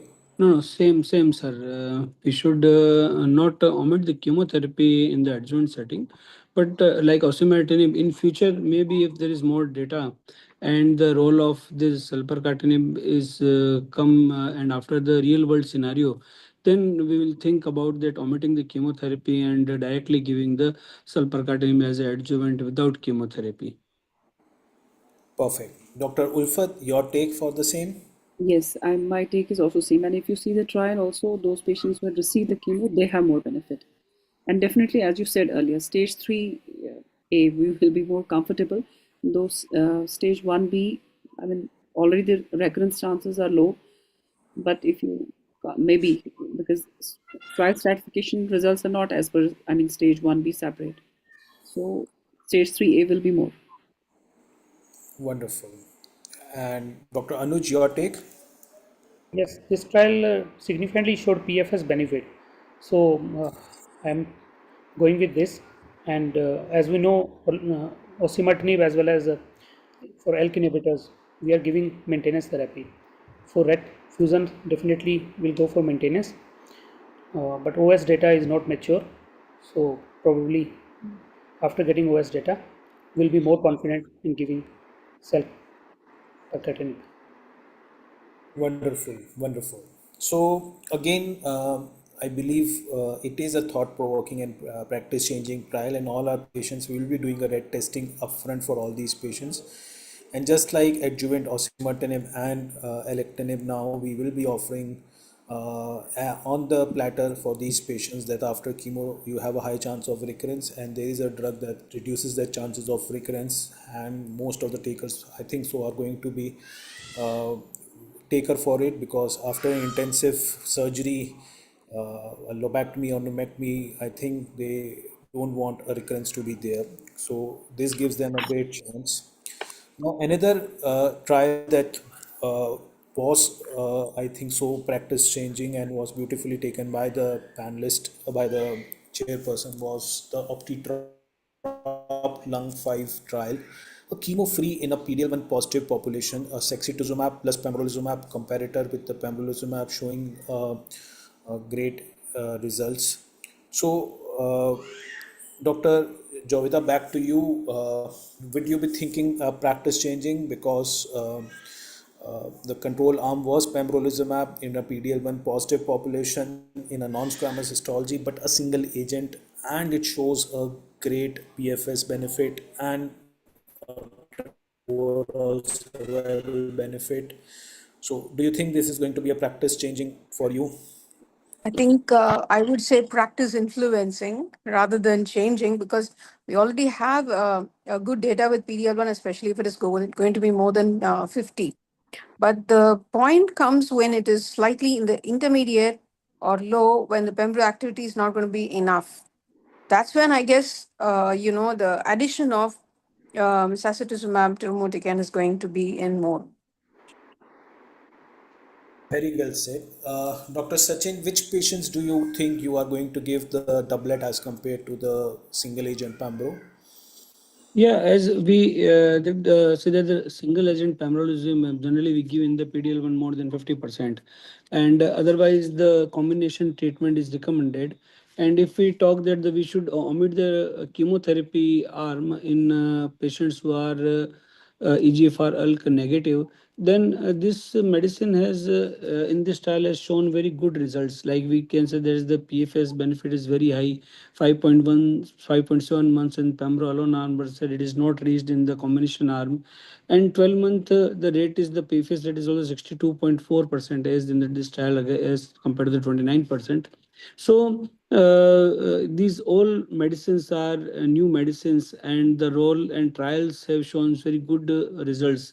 So ultimate final decision is only after in the real world. If we can able to use these medicines, then we can use in the low PDL1 scoring the dual combination like SEC-TMT plus pembrolizumab. Perfect. Doctor, am I audible? Yeah. So, Dr. Anuj, your take for the same? I think comparator arm should have included chemotherapy. Then comparison will be better because they have taken PDL1, all patients of PDL1. So it's not only more than 50%. So that thing is missing, but definitely the trial is positive trial, and the results are definitely good. OS benefit is there. So definitely in future this may come up in a better way. Dr. Ulfat, your take on that? Yes, especially for the PDL low expression, less than 1% or 1 to 49%, and its results both in squamous and adeno. I think those are key takeaways from this trial. Definitely, there is one flaw that single agent pembro in low PDL1 subgroup, but otherwise. Intelligent trial, I believe most of us are takers for it in terms of something more than pembrolizumab giving you advantage with a safety profile that is susceptible to us. And I think ADCs are definitely coming in first line for most of the patients. And sacituzumab is here to stay in breast and in lung cancer, no doubt about it. Now, coming to the end of the discussion, a typical EGFR has been a bone of contention for all of us, and this single arm amivantamab plus lazertinib, because we will not have a prospective anyway phase 3 clinical trial across the world. So this is the best data for us now, except for the single agent afatinib and osimertinib in compound mutation data, doublet data showing a promising effect. Dr. Jovita, your take, do you think this is good enough for your all article EGFR population patients? Yes, definitely. I think this will be practice changing for me. And I hope that, we are able to manage the toxicity part of it well. And for DP53s also, it has been a very challenging, mutation where it poses a lot of resistance. So I guess, the complex atypical mutations and DP53 will be really benefited. Very well said.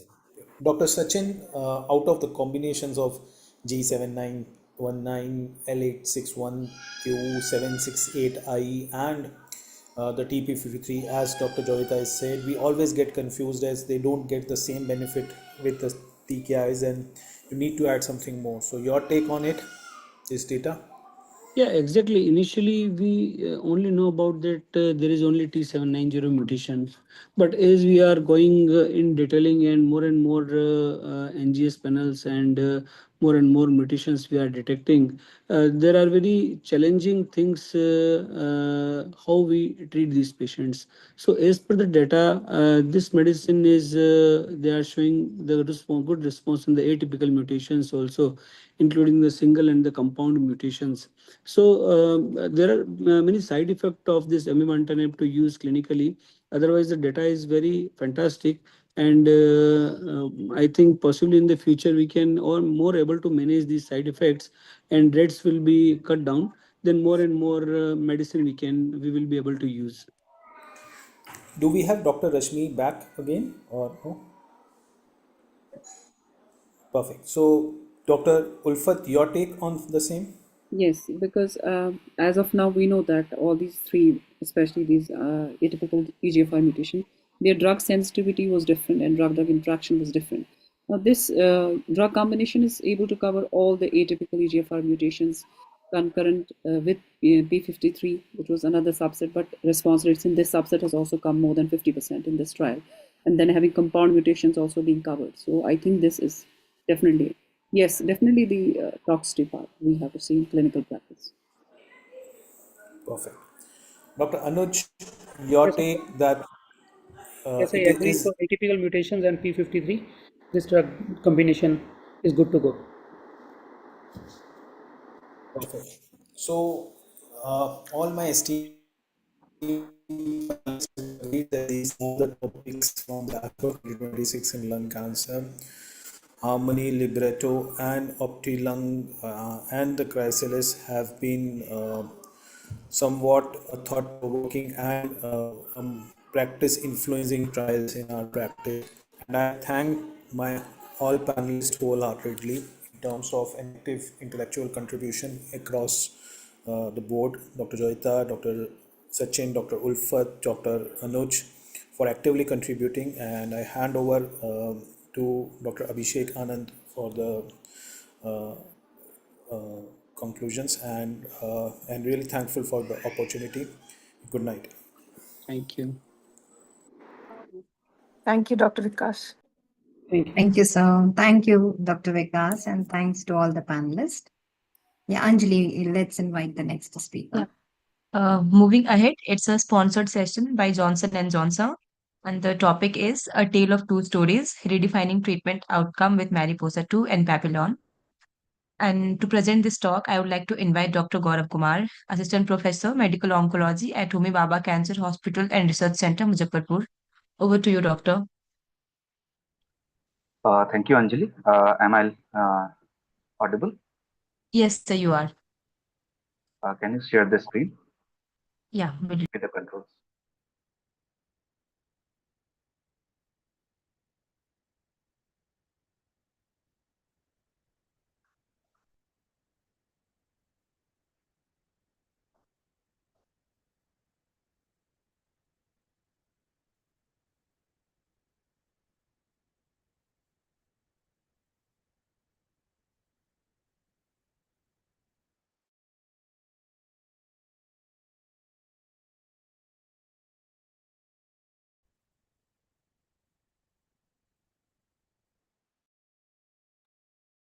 So, can you see the screen?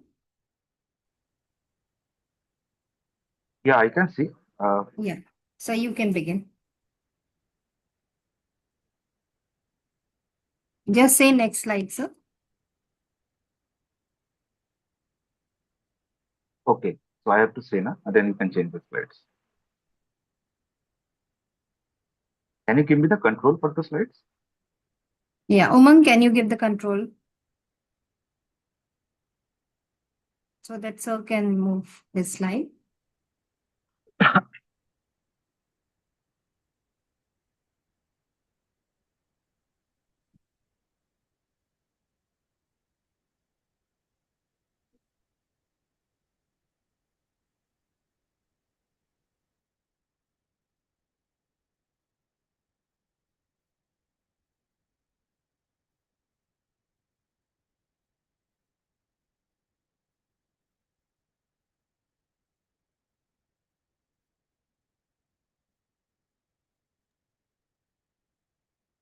So you can go ahead. Can you move your slide? I think there is some problem, but yes, I can do it. If not, then I will ask you to please switch it. So go to the first slide.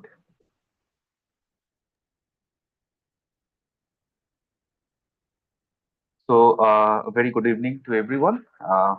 First of all, my thanks to Dr. Abhishek for providing this opportunity and J&J for this session. So today I will be discussing mainly two trials. These are basically practice-changing trials which has come up in EGFR mutated positive lung cancers, which will be Mariposa 2 trial and Papillon trial. Next. So coming to the drug that is amivantamab. So I think many of us have used this drug extensively. Some have used in quite a good number of patients, and some have are yet to use it. So this drug has been tested in these three trials, that is Mariposa 2, Papillon, and Chrysalis. Out of that, Mariposa 2 and the Papillon is a phase 3 trial where Mariposa 2 has tested the drug mainly after progression of osimertinib along in combination with chemotherapy versus chemotherapy alone. In Papillon, they have tested this drug amivantamab in combination with chemotherapy in first line setting of EGFR exon 20 insertion mutations. So you know that uncommon mutations, including these exon 20 insertion mutations, out of that exon 20 insertion mutations are a sort of resistance mutations, and where osimertinib also doesn't give us PFS anything near about 4 to 5 months, same as chemotherapy. So this is a subset of EGFR positive non-small cell lung cancer, which are very difficult to handle with the existing TKIs. So amivantamab being a drug which is tested in this subset of patient has given us a benefit in terms of PFS as compared to chemotherapy alone. So what are our concerns in treating a patient of non-small cell lung cancer who are EGFR positive? So since we have osimertinib available to us and the price of the drug has also come down considerably, so more and more number of patients are started upfront on osimertinib. The challenge comes what happens when the patient progresses on osimertinib. What are the options we have? Chemotherapy, immunotherapy, or anything else. Second issue, we know that once the patient progresses on osimertinib, the resistance mechanism which develops in that subset of patients who are progressing, these are very heterogeneous resistance mechanism, and targeting a single mutation is not going to be beneficial. So because of this heterogeneous resistance mechanism of EGFR after progression, it poses a risk to our patient in treating this type of patient. It poses a big challenge. Immunotherapy, we know there after progression, immunotherapy has a role, but we know that immunotherapy then started very early after osimertinib has certain side effects. Again, the important thing is amivantamab because of its unique mechanism of action. It targets both the EGFR and MET.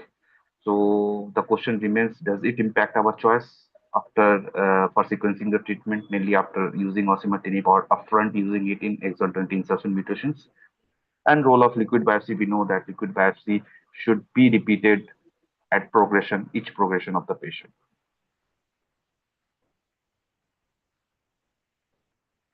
So current challenges, as I was discussing, once the patient progresses on EGFR TKIs like osimertinib, almost 30%, one third of patients are not able to take up second line therapy.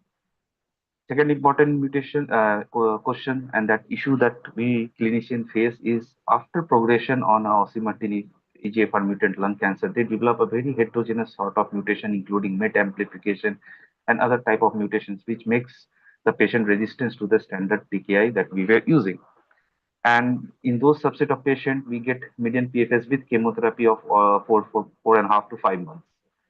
And third important is in exon 20 insertions mutations, where we know that our TKIs, the existing TKIs are not going to work that great. And chemotherapy also has a median PFS of 5 to 8 months, 5 to 6 months. So what to do in this subset of patients?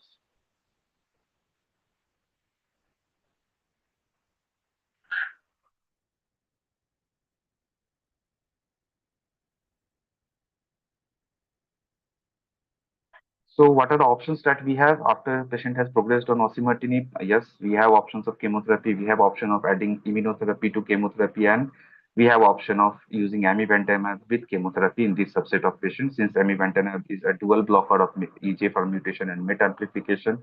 So this caters a big chunk of patients that develop resistance to the standard TKI of EGFR.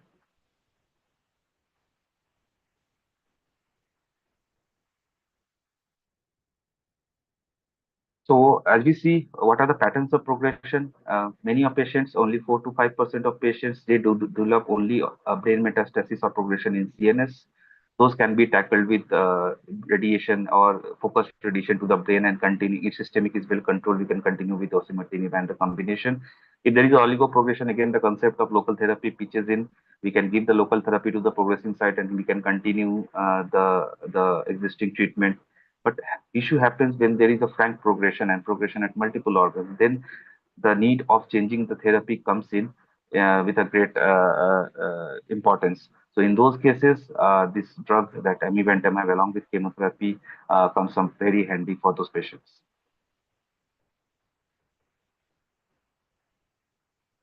So these are the acquired resistance mutation pattern. After using with osimertinib, we can see 14% patients have at least one or more than one acquired mutation. And second line chemotherapy in those type of mutations after osimertinib gives us a PFS of 4.7 months.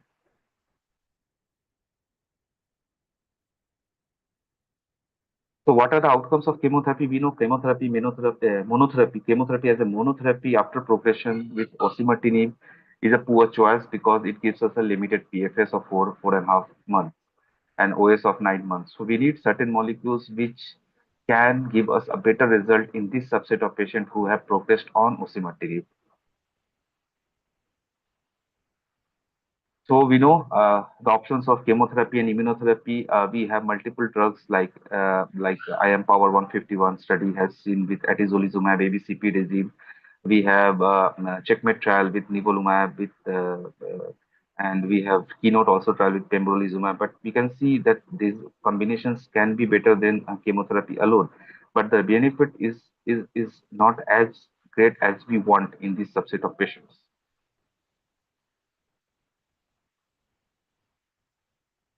So we know amivantamab is a disease-modifying triple mechanism of action. Mainly, it inhibits the EGFR and also inhibits the MET amplification, can also cause degradation and immune-mediated phagocytosis and apoptosis of the cells also. So this is a triple mechanism of action for amivantamab.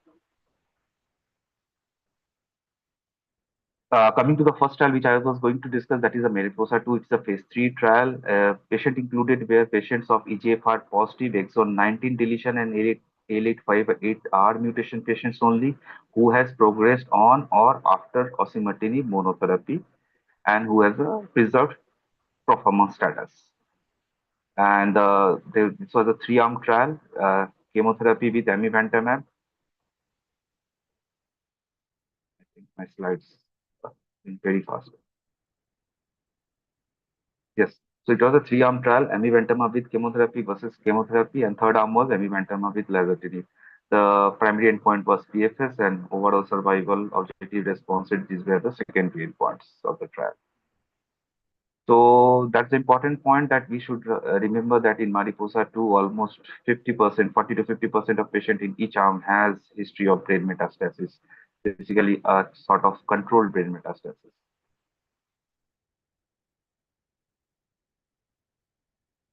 Coming to the first endpoint, that is the progression-free survival, we can see the red curve is for amivantamab with chemotherapy and the black one is for chemotherapy alone. We can see a huge gap, a well-separated curve.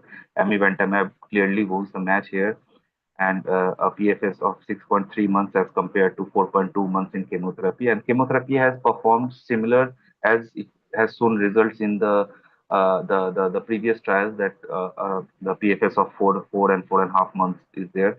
So in this also chemotherapy is given the PFS similar to 4.2 months. But see, the amivantamab has given us a PFS of 6.3 months when combined with chemotherapy. And second interim overall survival analysis, we can see at the end of 18 months, we have 10% more patients surviving in amivantamab chemotherapy arm as compared to chemotherapy alone arm. So amivantamab chemotherapy, the survival fraction of the patients was 50% as compared to 40% in chemotherapy arm. So again, clearly demonstrating that this combination of amivantamab chemotherapy performs exceptionally well as compared to chemotherapy alone in patients of EGFR mutated lung cancer who progresses on osimertinib with OS of almost 17.7.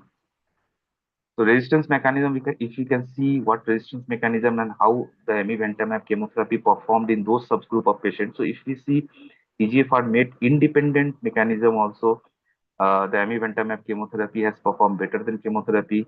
In EGFR MET dependent resistance mechanism, amivantamab chemotherapy has performed better than chemotherapy. And even a subset of patients where we don't know the mechanism of resistance, we can see the hazard is 0.31. Again, depicting that combination of amivantamab chemotherapy is superior to chemotherapy alone in all subgroup of patients, be it any sort of molecular mutation that the tumor has developed. So it is Sorry regardless to of the interrupt in between, resistance. sir. I request you to please wrap your talk in next 2 minutes. So intracranial progression-free survival was also better with amivantamab chemotherapy as compared to chemotherapy. So even the CNS control rates were better with amivantamab chemotherapy combination. So in all subset of patients, be it systemic, be it brain, the amivantamab chemotherapy combination has performed better as compared to chemotherapy alone after progression on osimertinib.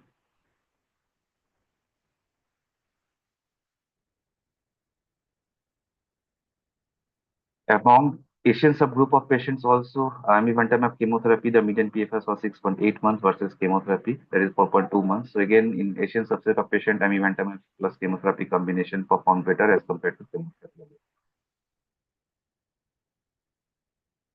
These are the PFS2 and time to subsequent treatment. Again, amivantamab is better in terms of chemotherapy. So coming to the safety profile, amivantamab chemotherapy, though it has demonstrated higher rates of EGFR MET-related adverse events, mainly skin reactions, rashes, paronychia, and certain side effects which are related to MET inhibitions like hypoalbuminemia and peripheral edema. Other than that, other hematological toxicities were more or less similar. Hypersensitivity, skin, nail reactions, scalp reactions, and peripheral edema. These are the common side effects. And if a proper conditioning regime and prophylaxis we use, I think most of these side effects can be well taken care of.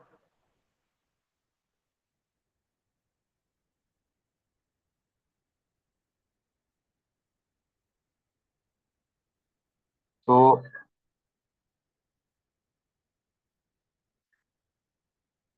coming to the next trial that I'm going to discuss, that is Papillon study. Here, the amivantamab and chemotherapy combination was compared with chemotherapy alone in first-line setting in patient with exon 20 insertion mutations, and we can see PFS was again the primary endpoint and OS was secondary endpoint.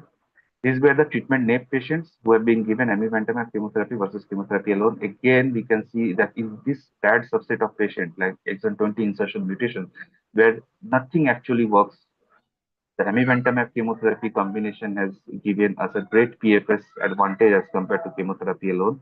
And amivantamab has a PFS of almost 11.4 months as compared to 6.7 months with chemotherapy. OS in secondary endpoint, secondary interim analysis was again better with amivantamab chemotherapy as compared to chemotherapy alone.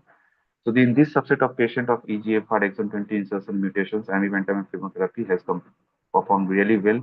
Even with the TP53 co-mutations, in this subset of patients of exon 20 insertion mutations, amivantamab has performed really well as compared to chemotherapy alone in both TP53 mutated and also in TP53 wild type. And the magnitude of benefit was more when the patient has TP53 co-mutation. So this is a subset of patient we oncologists fear of treating because this subset of patient do perform really bad whatever therapy that we choose for this patient. So here in this subset of patient have responded excellently with amivantamab and chemotherapy combination. Time to second treatment, time to PFS2, again, it was better with amivantamab chemotherapy as compared to chemotherapy. Safety profile, as we have said, that other than this EGFR-related and MET-related inhibition toxicities, which can be well controlled with skipper and Cocoon regime that we use, and other than hypersensitivity, which can also be prevented with good judicious use of steroids as a pre-medications. Not much of to talk about the toxicities, and once we start using it, we can get accustomed to the treatment part and toxicity part, and I'm sure that we will be facing less trouble with managing the side effects of this drug.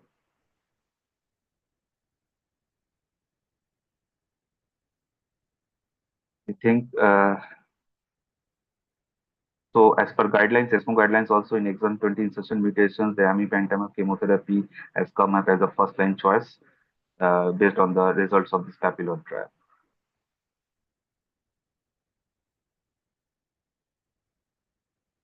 This is a conclusion. NGS, we should do it at every time when there is a progression. NGS is recommended in first line also. Exon 20 insertion mutations, these are the primary resistance mutations to EGFR TKI, and chemotherapy or immunotherapy or any EGFR TKIs which are available to us till now has not shown anything good response in EGFR exon 20 insertion mutation, and amivantamab with chemotherapy has shown very good results in this subset of patients based on the results of Papillon trial. And I think that's all from my side. Thank you all for patience listening. Over to you, organizers. Thank you. Thank you, Doctor.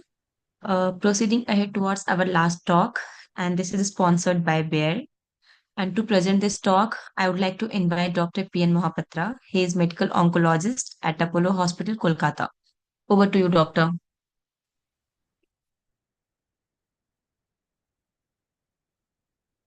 Can you share the slides? Yes, sir. Yes, sir, will do.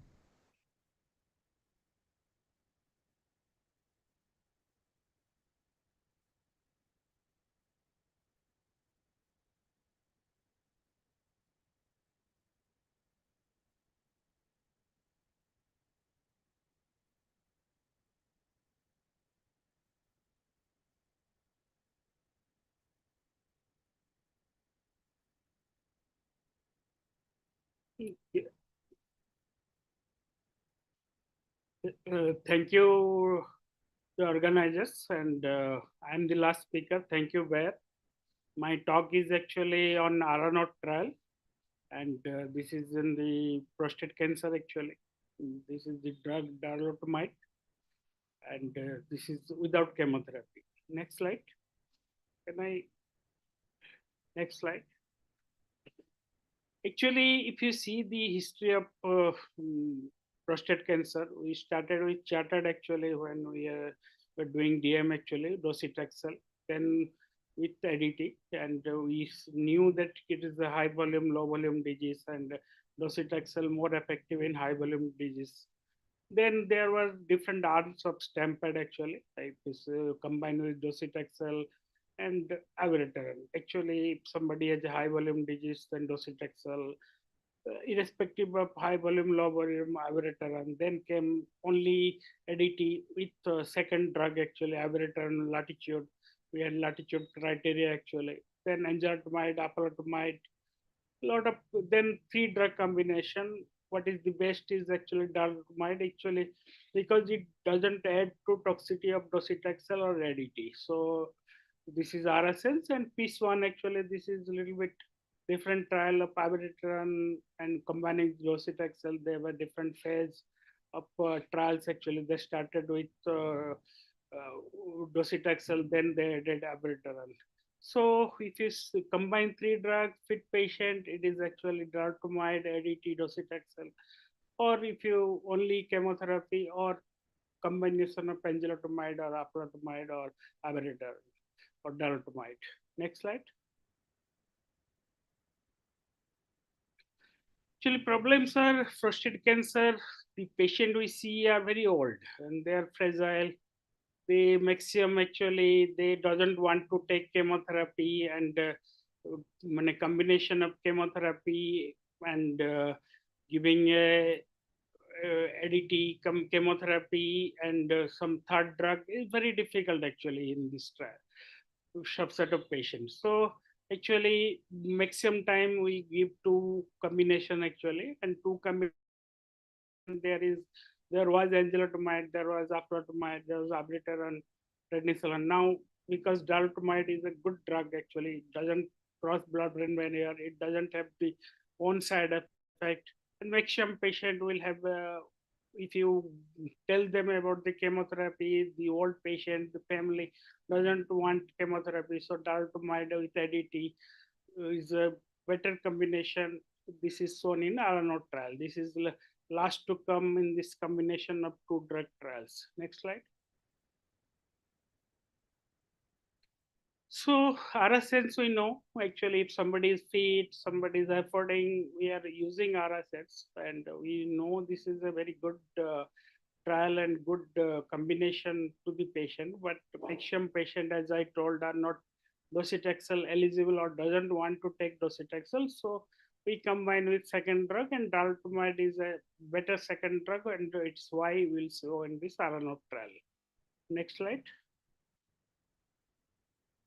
This is actually trial of prostate cancer patient. They included patient till PS2 actually. They stratified with visceral or non-visceral and anybody has taken local therapy or not. This is a first line drug.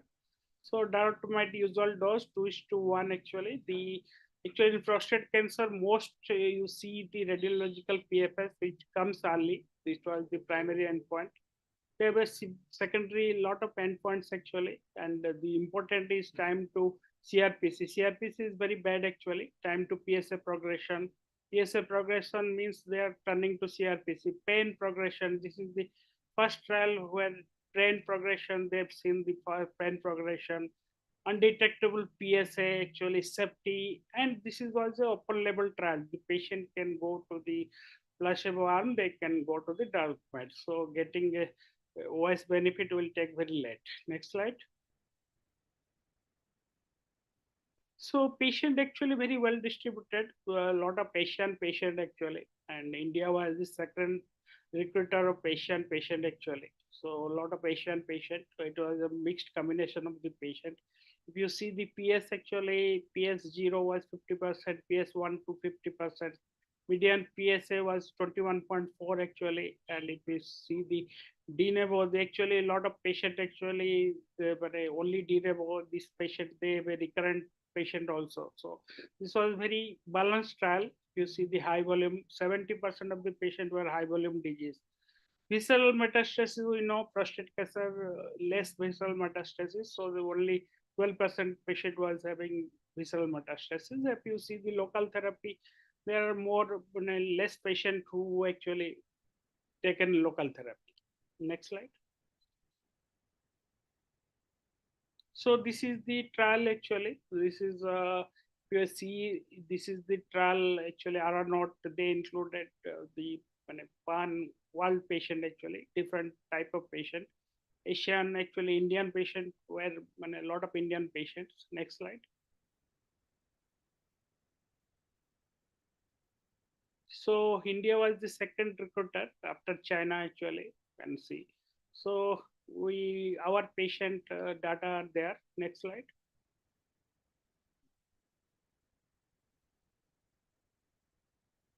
Next slide. So this trial was a positive trial actually. When a maximum prostate cancer trial, you will see the this type of combination, you will see the RFS is the primary endpoint, and radiological progression-free survival was actually 46% reduced with the hazard ratio is 0.54. Actually, you can see the graphs are actually from the beginning, it is actually separating, and you can see that is separating well actually. Next slide. This is actually again the forest plot of the subgroup analysis actually. If you see the age actually, somebody is more than 85 also, they are benefiting, they're tolerating the drugs actually. Both the percent of 0 or more than 1, Gleason score, somebody is 8, more than 8, high volume disease, low volume disease, any part of the world actually, visceral metastasis present or not, no local therapy or local therapy, all have a good hazard ratio of radiological PFS benefit. Next slide. Next slide. So if you see the OS actually, because this is a crossover trial, you will not get a OS so soon actually, but OS is not clearly statistically significant till now actually. But the main issues with prostate cancer is CRPC, PSA progression, and time to initiation of subsequent therapy actually. That's very important for our patient actually, metastatic prostate cancer. You can see the hazard ratio is excellent actually. And this is the trial actually, they seen the pain progression, which is very important. The patient, they want a quality of life. You can see the pain progression is also better if you combine darolutamide with the ADT. Next slide. So this is the CRPC time to delay actually. You can see the graph separating very well actually.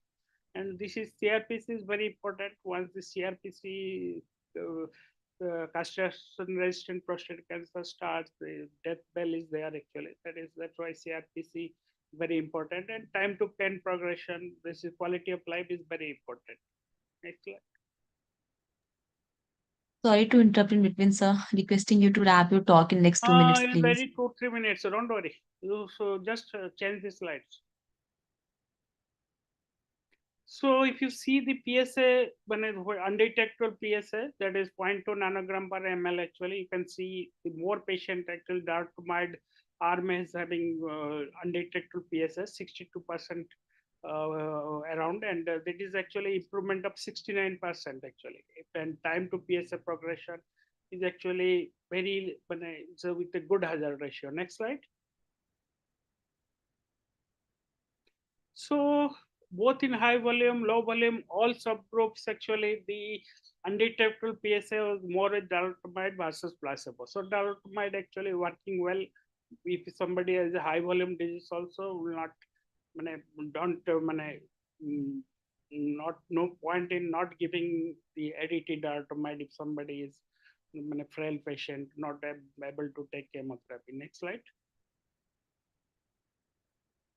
So this patient actually, this is a crossover trial. The maximum patient they took in placebo more second line, and the second line was more chemotherapy actually. But if you see the actually this is a first treatment, then second line is more of a docetaxel chemotherapy. Next slide. So adverse effect actually, because darolutamide actually it is more time darolutamide is taken than the placebo arm, but darolutamide is more safe. If you see the side effect profile, actually darolutamide is not adding at all to the side effect profile. And in this trial, fatigue are less in darolutamide arm than the ADT arm. Next slide. These are the side effects. If I will not go into detail, these are the more side effects of ADT actually than darolutamide. So darolutamide is not actually increasing the side effect of the ADT actually. Next slide.